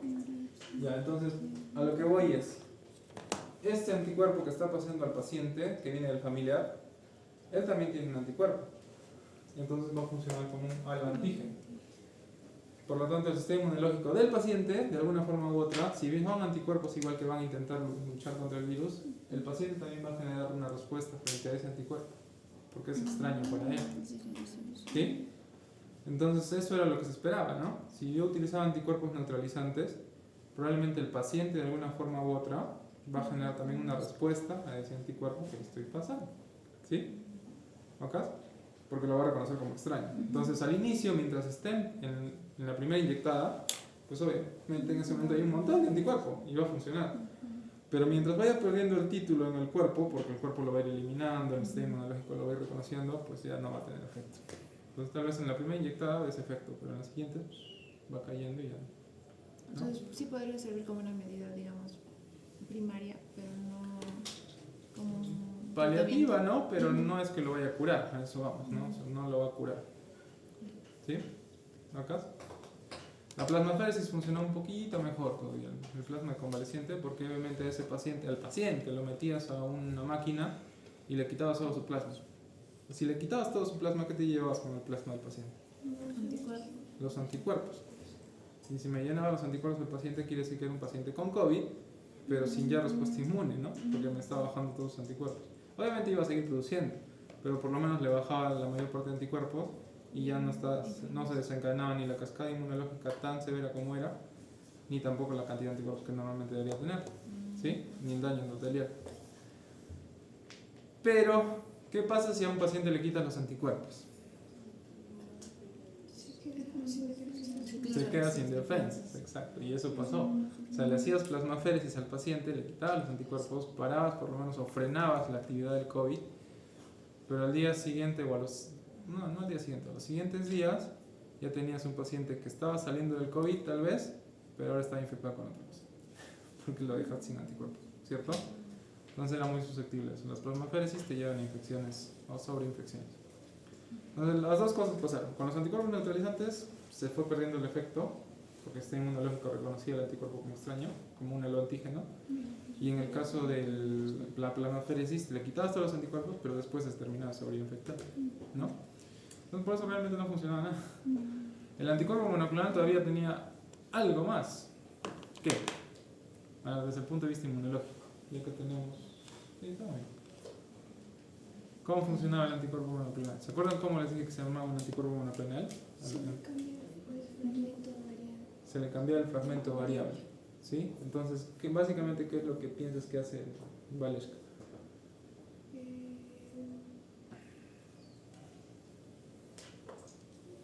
O sea, ya no es como el otro, sino que ya tiene... va a reaccionar. La palabra en realidad es va inmunomodular. ¿Pero qué? Puede ser también que con la terapia de anticuerpos monoclonales empiece a producir más anticuerpos contra el virus y ayude a atenuarlos. Tiene que ver algo con el receptor, que es justo lo que me preguntaba Valeshka, que no le he puesto en el sistema, que me queda pendiente, ¿ya? Doctor, puede que los anticuerpos monoclonales lo que hagan es no actuar directamente a la bacteria, o sea, al antígeno, mejor dicho. Digamos, si el antígeno tiene lo que son receptores o por ejemplo citocinas, lo que hacen es tapar eso. Ya, Entonces ahí van está directamente mejor. a lo que es la bacteria y no a los anticuerpos de nosotros, sino al antígeno. Exacto, eso está mejor. Por eso se llama el anticuerpo monoclonal anti-C de algo, ¿no?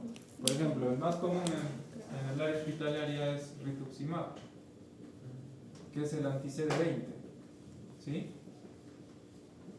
¿Qué tiene en la superficie de la célula? Receptores. CD20, ¿cierto? Entonces imagínate que el virus, bueno, vamos a ponerlo en contexto de COVID, ¿ya? Que la célula tiene receptor AC2, ¿sí? Entonces si tú le das un anticuerpo, mejor dicho, si viene el virus va a buscar este receptor, ¿sí? Ahí va a querer unirse, ¿ok? En este caso, por ejemplo, lo que esté generando el estímulo del CD20, que puede ser una enfermedad autoinmune o un virus, una bacteria, qué sé yo, va a buscar el CD20 de la célula, de nuestra célula, ¿sí? En este caso, por ejemplo, es el linfocito. Y en este caso es una célula X de nuestro cuerpo, pero tiene el receptor AC2. ¿Ok? Entonces el virus, o lo que busque aquí, va a buscar el receptor. Como dice Gabriela, es un anticuerpo monoclonal anti-CD20. Lo que va a venir a hacer el anticuerpo monoclonal es bajarse las funciones de todos nuestros receptores. No es que los vaya a matar, simplemente como que los va a inactivar, ¿no? O sea, va a tratar de que no tenga una respuesta. Entonces cuando venga virus tal o enfermedad autoinmune tal, no va a encontrar receptor. Si no encuentra receptor, no se pega. Y si no se pega, no se reproduce, no se multiplica, en el caso del virus, ¿cierto? En el caso de la enfermedad autoinmune, no encuentra dónde continuar su efecto, y si no hay efecto, no desencadena nada más. ¿Sí? ¿Ok? Entonces, por eso la palabra, como les mencionaba, es inmunomodular. Funciona como un inmunomodulador. ¿Sí? Está modulando la respuesta de cada célula. ¿Ok? ¿Ahí se me entendió? ¿Mejor? Ya, genial. Entonces, por eso básicamente les dan un anti-CD20 o anti-CD25 o anti-CD que no sé qué, ¿no? Esa es la función del anticuerpo monoclonal. ¿Ok? Entonces, esto sí funciona mejor. Por eso tal vez a Trump le funcionó. No sé si alguna vez le dio COVID, ¿eh? Pero el punto es que funcionó. El detalle es que era bien caro. O sea, en esa época del COVID, un anticuerpo monoclonal, solo una ampolla, estábamos hablando de invertir más allá de $5,000 por paciente. Solo una ampolla, ¿no? Entonces era sumamente caro. Imagínense, el seguro tendría la capacidad de comprarte un anticuerpo monoclonal solo para un paciente, cuando había más de 8,000 pacientes que estaban enfermos. Nos íbamos a la quiebra, ¿sí? Entonces, por eso no daban tanto anticuerpo monoclonal, pero sí se podía, de una u otra forma, ¿sí? ¿A qué se da la elección del monoclonal y no el policlonal? ¿Por qué? ¿Qué? ¿Por qué se elegía un monoclonal y no un policlonal? Sí, o sea, de lo que leí, el policlonal era más resistente a cambios en lo que son los receptores del antígeno. Ah, No sería pero mejor un eso poli- depende justo de... ¿Te acuerdas? ¿Les he explicado la respuesta del linfocito cuando hay una expansión clonal? ¿De Solo acuerdo? nos dijo que la reproducción se daba por expansión clonal, Ya. pero no nos dijo cómo todo el linfocito exactamente. Que tienen receptores inespecíficos, creo. Ya, tiene que ver con la especificidad. Si el linfocito se reproduce en una expansión clonal, quiere decir de que van a haber muchos más linfocitos, ¿sí? O sea, solo van a ser linfocitos, solo va a ser un estirpe de linfocitos, por eso se llama clonas. Es un clon del primero, un linfocito, 2 linfocitos, 4 linfocitos, 8 linfocitos, X, ¿cierto? Entonces el anticuerpo monoclonal es igual. Yo voy a generar una clona frente a algo específico. Ahora genera un anticuerpo policlonal, se llama poli porque no es tan específico. Pero, o sea, si ponemos un monoclonal, solo va a ser contra ese antígeno. En Depende cambio, si el del virus linaje muta, celular. Ujú. pero por ejemplo, si el virus muta y adquiere más receptores, ¿no ¿Tú sería quieres mejor poner un policlonal? anticuerpo que actúe frente a todos los receptores? Ah, que yo entendí el policlonal hacía eso. O sea, actuaba a más receptores porque no tenía. Pero se hace menos inespecífico, ¿no? Sí. Porque es como una llave cerradura, ¿no? Imagínate. Esto es lo que yo te explico en un dibujito bonito, ¿no? Pero imagínate cómo está funcionando este receptor. En la superficie de la membrana de esa célula, ¿ok? El receptor va a ser así, ¿ok? Por lo tanto, el virus, si se va a unir, va a tener que tener esta forma, de un piquito, ¿cierto? Para que busque su encaje, ¿sí? Y se une al receptor. Si tú haces muchos receptores, lo que vas a producir es que en la superficie de la membrana tal vez vas a encontrar uno así. En la siguiente capaz vas a encontrar uno así. ¿Ok? Entonces, mira, imagínate que este viene, también se puede unir ahí, ¿no? Encaja, solo que no es perfecto. ¿Sí? Este sí encaja. ¿Ok? Entonces, cuando es mono, es porque lo hace más específico para el punto de ataque. Pero Es como entonces, por eso llevarlo tenemos como que que- haber estudiado, ¿no? El virus y saber qué receptor específico tenemos que atacar. Claro, o sea, cuando estudian el virus, así como cuando estudias el VIH y sabes que tiene un P24 y todo eso, eso es lo que buscas, atacar el receptor o utilizar el antígeno del virus para tratar de neutralizarlo, ¿no? ¿Quieres? 5:36. Bien, vamos a terminar 5:40, ¿les parece? ¿Me dan 4 minutos? ¿Solo 4 minutos? Ya. Esa idea que tienes en la cabeza, Gabriela, y alguna vez piensas que vas a ser inmunóloga, tal vez, si es que no decides ser cirujana, Ah, es lo que se llama como, y alguna vez les explicaré porque no creo que esté en su currícula, es los CAR T-cell o el NK-cell. Quimioterapia, radioterapia, ¿a quién ataca? A todas las A células. todas las células, buenas o malas, ¿cierto? Imagínate un tratamiento donde yo solo vaya a la mala, es más específico, ¿cierto? Entonces, si yo uso quimio y yo uso radio, la desventaja es, primero, ventaja, voy a intentar matar las células malas o cancerosas del paciente. Desventaja, también estoy matando las células buenas del paciente. Nueva desventaja, va a ser más susceptible a infecciones, porque me estoy bajando todas las células, ¿cierto? Lo llevo a la neutropenia incluso. 2. Si yo intento utilizar anticuerpos neutralizantes de un paciente o plasmaféresis de otro paciente, estoy utilizando aloantígenos de otro paciente, perdón, de una persona X para un paciente, ¿sí? El sistema inmune del paciente también lo puede reconocer y ahí no progresa el tratamiento, ¿sí? Entonces alguien inteligente dijo, ¿y por qué no sacamos el glóbulo, blanco del paciente, o sea, el mismo linfocito T del paciente, o la misma célula natural killer del paciente, como una donación de sangre, ¿cierto? Pero por un proceso de aféresis. Saco la sangre del paciente y luego solo obtengo los glóbulos blancos de ese paciente. Y los llevo al laboratorio y los voy a editar de forma genética. ¿Qué tiene tu paciente? Ah, mi paciente, ¿sabes qué? Tiene linfoma de Hodgkin. Por lo tanto, él hace la enfermedad, o sea, la enfermedad autoinmune que tiene es porque en el linfoma, me estoy inventando, En el linfoma hay un receptor X, no sé, X, un receptor X, que siempre se lo reconoce como extraño, ¿no? Entonces, cada vez que la otra célula viene, digamos, el macrófago encuentra ese receptor X y le empieza a atacar. Enfermedad autoinmune, ¿sí? Entonces, vamos a editar este linfocito T del mismo paciente para que solo reconozca a los receptores X y los inactive. Segundo paso filtrado. Es el mismo linfocito del paciente, no lo va a reconocer como extraño, ¿no? Lo único que hemos hecho es editarlo para que solo reconozca ese X, con ingeniería genética, ¿sí? Que lo hemos visto en biología molecular. Entonces, no lo va a reconocer como extraño y ya no va a ser un antígeno. Va a ser un propio autoantígeno, ¿sí? Pasamos la primera barrera. Y lo que mencionaba Gabriela, queremos que sea más específico. Entonces, ya le dimos la característica que sea más específico. Ahora solo va a ir a inactivar este X. ¿Ok? Ya no va a atacar a las células, no solo las células malas, también va a atacar, perdón, solo se va a dirigir a las malas, ya no va a ir a las buenas. ¿Sí? ¿Ok? Entonces, de esa forma he diseñado Cardinal de Carrier, ¿ya? Una célula dirigida. Una célula del mismo cuerpo del paciente dirigida a atacar solo sus propios problemas, sus propios antígenos malos. Bajan la redundancia. ¿Se me entiende? Ya, esa es la terapia CAR-T-cell y la terapia NK-cell. Y eso se conoce como inmunoterapia. El futuro de la medicina moderna. Utilizar tus propias células para atacar tus propios errores. ¿Sí? ¿Ok? Y lo que les mencionaba alguna vez es que alguna vez lo mencioné. Eso es medicina de precisión. Una terapia personalizada para ese mismo paciente. Ya no es que tienes cáncer, te dé quimio o te dé radio. Voy a dirigir tus propias células contra tus propios problemas. ¿Sí?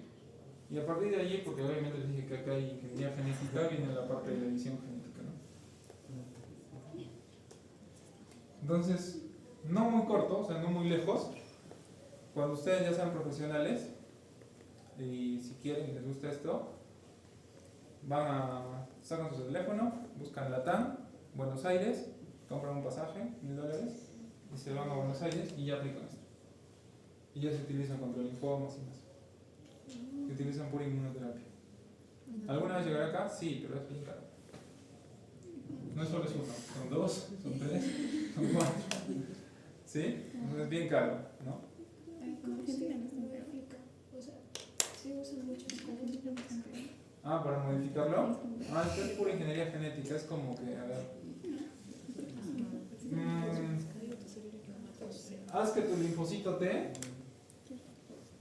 vamos a modificarlo algo en su estructura, desde el punto de vista molecular, ¿sí? Para que solo reconozca un antígeno. Es decir, en su vía molecular en el ADN que está dentro de este linfocito, yo le voy a agregar un fragmento aquí que le va a dar la característica que sabe que tiene que buscar a tal punto. ¿Sí? ¿Sí me deja entender? Ese linfocito le he agregado simplemente un fragmento dentro de lo que codifica para que sepa de que cuando haya que buscar tal proteína, ya sabe dónde está el blanco, ya sabe dónde está el tal. Simplemente le he sacado el ADN y le he puesto lo que necesita. ¿Sí? Y lo quiero llevar lo más sencillo posible. ¿Sí? Es como lo que hace un bacteriófago, o sea, incluye algo al genoma. Claro, el bacteriófago es un virus que daría un cambio en nuestra inmunidad porque lo infecta, ¿no? Lo único que nosotros hemos hecho es sacar el receptor, que sabemos cuál es su secuencia genética, de este X, y se lo he puesto acá, y ya sabe dónde ir. ¿Sí? Desde el punto de vista molecular. ¿Ok? Pero en este caso, doctor, esa parte de la inmunoterapia solamente, o sea, no sería, digamos, dirigido a disminuir la población de células, solamente a que no se sigan reproduciendo. Entonces no sería como tal una cura, sino solo una...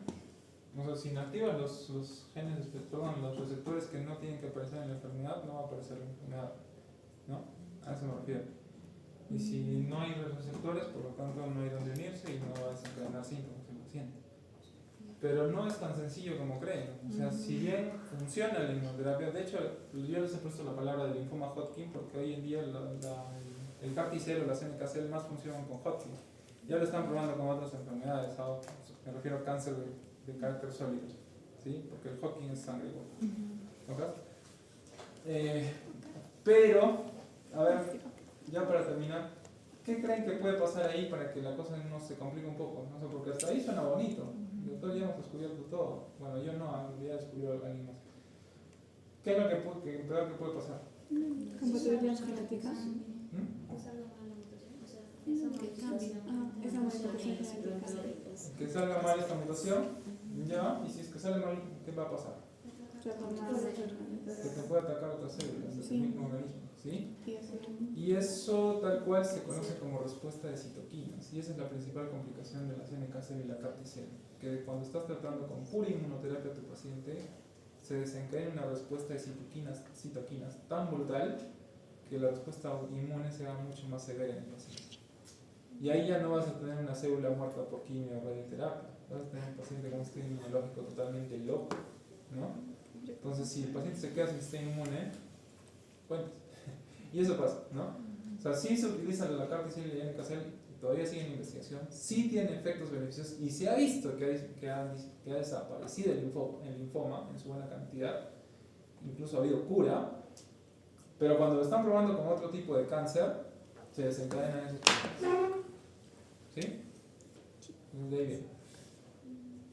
Ya, entonces sí se entendió, ¿no? Sí. Ya, pero eso no es una señal, eso no está en su currículum. Listo, chicos. Entonces me van a mandar su informe. Igual hasta un día antes. Estudian su examen del 10, ¿sí? 19, creo. Ya, ¿no? Doctor, este informe sí lo hacemos con introducción y eso. No, resuelvan las preguntas. ¿Ah, solo preguntas? Sí, porque ya no creo que les alcance tiempo. ¿Ya? Entonces resuelven las preguntas. Yo tengo una duda. En la última pregunta, la número 2, que decía sobre las dos. Entonces, La respuesta sería, durante la primera etapa sí funcionaría y después no. Va a perder funcionabilidad. ¿Sí? Listo, entonces nos vemos el día del teórico ya. Doctor, tips. O algunas fijas. Sí. Pero no tiene.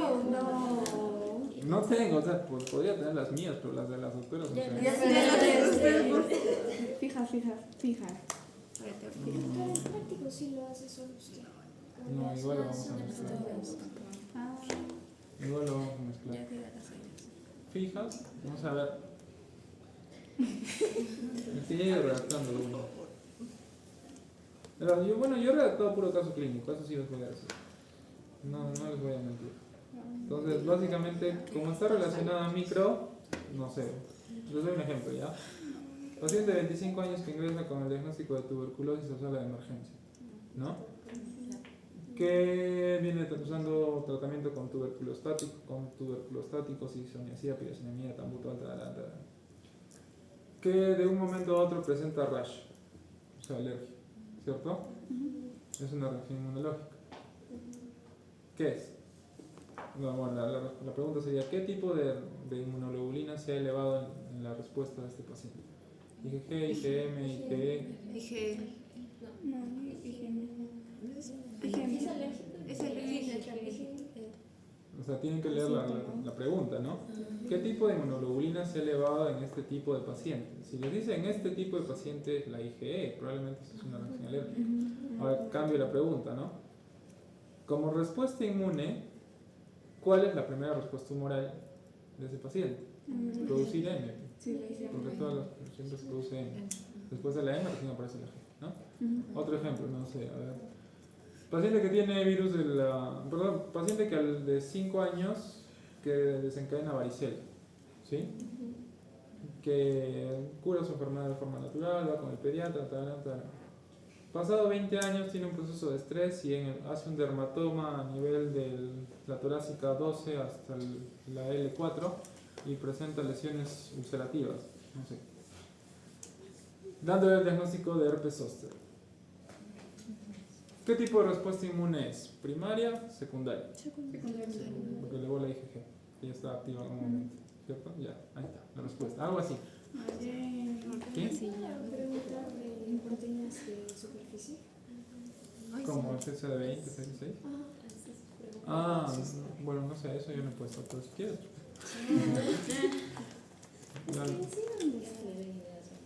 ¿Qué? ¿Todas las sedes? Ah, ya, mira, de una vez lo busco, ¿ya? Bueno, ya hemos acabado, si desean.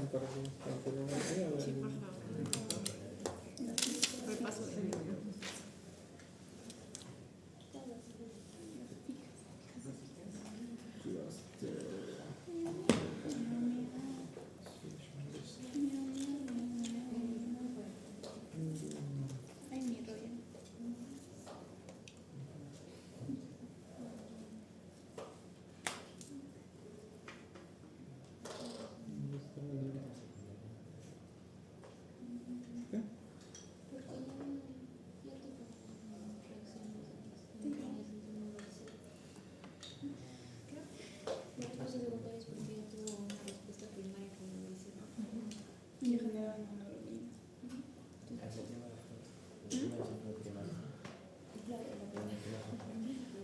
Otra pregunta sería, patógeno intracelular, tan, respuesta, B CAM1 y CAM1. ¿Cuál es el que se activa en la respuesta intracelular? ¿Esos son citoquinas? No son receptores, No lo sé. los ICAM. ICAM. ICAM. Esa es la clase que perdimos, ¿no? Doctor, ¿No? ¿ese está en la diapo? Sí, ¿Sí? sí creo que sí. ¿Pero esa clase la perdimos? No lo encuentro, vale. Creo que tengo que Ahí ir. anda. Una que sí podría ponerles es, por ejemplo, si se quiere hacer un trasplante de células progenitoras hematopoyéticas a un paciente con leucemia, ¿sí? Y la muestra llega con el médico hematólogo. ¿Qué tipo de células, qué tipo de clases de diferenciación vas a encontrar? CD16, CD18, CD56, CD34, CD45. ¿Cuál es el único CD que le pertenece a las células progenitoras hematopoyéticas? 34. ¿Ya? Es el único que le pertenece a todas las progenitoras hematopoyéticas. Cuando va madurando lo va perdiendo. Y ya se convierten en los otros, ¿no? 16, 56, células natural killer, CD1, 2, CD1, 3, 5, 8 para linfocitos T, CD19 para linfocitos B, CD4 para los helpers, CD8 para los citotóxicos, CD14 para los monocitos, CD15 para los monocitos.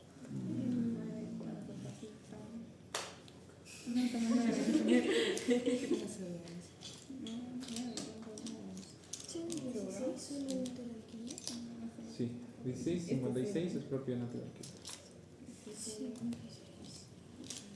Después, ¿qué más? A ver. No, ese es nuevo. Doctor, el que nos toma en el pasito fue ese de 19, ¿no? Sí, creo, sí, las dos. No, eran dos pasitos distintos para la A y la B, ¿eh? La E y la F eran dos pasitos distintos. Ah, bueno. No eran igual. A uno le pregunté 19 y al otro le pregunté 16. Uno es 19. Bueno, entonces vamos a hacer. CD11, No sé.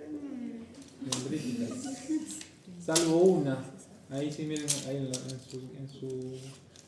CD11. Sí, hay una dendrítica que se expresa FOXP3. Solo hay una No, dendrítica. que esa no la tengo. Tengo la de las precursoras inmaduras, el B, el T, mieloides y asesinas. O sea, natural killer. Ujú. ¿Pero cuál es el que dijo ahorita? El de las FOXP3. FOXP3. Creo que es este.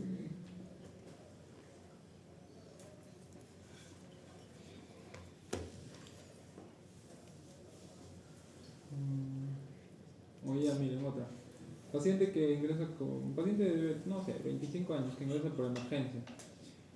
Y que es mujer, presenta dolor articular, caída de cabello, piel enrojecida y manifiesta que en las últimas semanas se ha sentido muy cansada y fatigada. Le saca un examen de hemograma y se nota anemia, pancitopenia en general, ¿ya?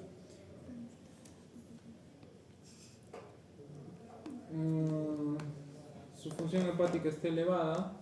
Desde el punto de vista inmunológico, ¿por qué está elevada? Alternativa 1. Porque toma muchos medicamentos. 2, porque toma mucho paracetamol. 3, porque no sé, a ver. Porque tiene una esteatosis hepática grasa porque come mucho carbohidrato. Por medicamentos. 4, porque se activó su sistema del complemento. Ah, ya, complemento. Todo lo que decía anteriormente te estaba diciendo es una enfermedad autoinmune. Ah, sí. Y lo que activa el complemento se produce a nivel hepático. Por eso las enzimas hepáticas están elevadas. Y el complemento es lo inmunológico que ha hecho que se eleve. Sí, en el hígado. Traducción, es una paciente con lupus. Tiene CD3 y CD4 activos. Y eso viene del CD1Q, ¿de acuerdo? Sí, la desmamitaria. Ajá. Ya. Ahí. El hígado. Ya no lo encuentro con esto, pero ya. No, Lo encuentro y lo cuelgo hoy día mismo. Ya. Ya,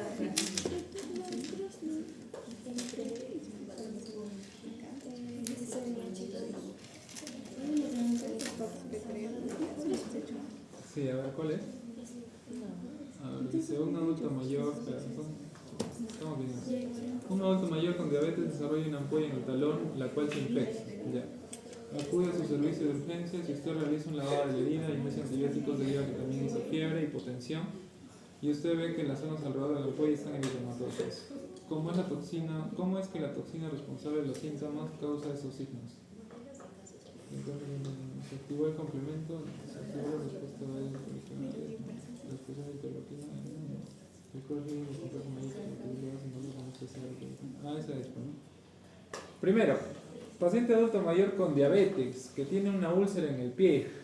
Pie diabético, porque todos los pacientes con diabetes tienen un problema a nivel del vaso sanguíneo y por eso son más susceptibles a infecciones y como tienen la glucosa elevada en sangre, eso hace que la herida no cicatrice.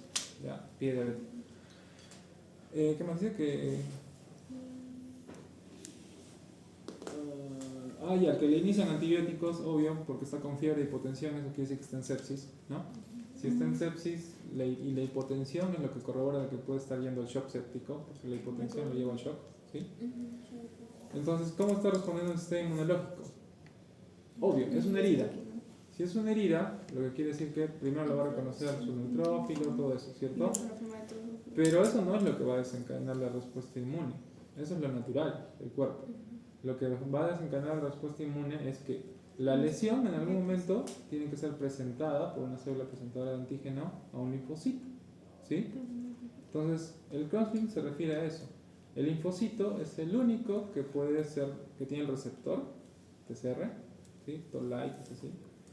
Y ese receptor lo va a identificar a través de un complejo medio de histocompatibilidad que viene de la presentadora de antígeno, ¿sí? Es el crosslink del complejo medio de histocompatibilidad que viene de la presentadora de antígeno versus el receptor que lo tiene el linfocito. Esa es la respuesta inmune que hace que el paciente se esté poniendo mal, ¿sí? ¿Okay? El reconocimiento de su propio sistema inmunológico a la lesión. Porque al final, pregunta alternativa, ¿es un PAM o es un DAM? ¿Patogénico o DAM? Al inicio fue un DAM, porque es una lesión endotelial, ¿no? Entonces obviamente ahí está la respuesta, por eso. Y si es complejo medio de compatibilidad 2, ¿cuál es el linfocito? Porque el citotóxico indica la respuesta inmune citotóxica, o sea, hay que matar a la propia célula, ¿cierto? No podía haber sido CD4, bueno, sí podía haber sido CD4, pero recuerda que eso es el paso inicial, sobre todo cuando es desde el punto de vista de virus, antígenos y todo lo que aparece, ¿sí? Pero esto es una respuesta inmune natural, entonces tiene que ser CD8, ¿sí? Cuando dice que CD4 ayuda a producir anticuerpos, no los produce, o sea, solo ayuda a los linfocitos. Estimula como helper, que es su ayudador, a los 8 para que el 8 también se active y luego ese 8 llama a un linfocito B y el linfocito B es el que genera la respuesta inmune. O sea, es una estimulación indirecta. El B es el que produce la respuesta inmune, ¿no? Ahora, esta sí ya es un poquito más fácil. Paciente que tiene agamma globulinemia, ¿dónde está el problema? Agamma es no tiene globulinas. Si no tiene globulinas, no tiene inmunoglobulinas. Es un paciente que no tiene inmunoglobulinas, por lo tanto el problema está en que hay algo en sus linfocitos B que hace que no produzcan anticuerpos, porque esas son las inmunoglobulinas. En respuesta, el problema está en los linfocitos B. ¿Qué? No sé, pero tiene una gama globulinaria porque hay algo en los linfocitos B que ha generado la gama globulinaria. Listo, chicos. Ahora sí, ya faltan 2 minutos y ya nos vamos a ir.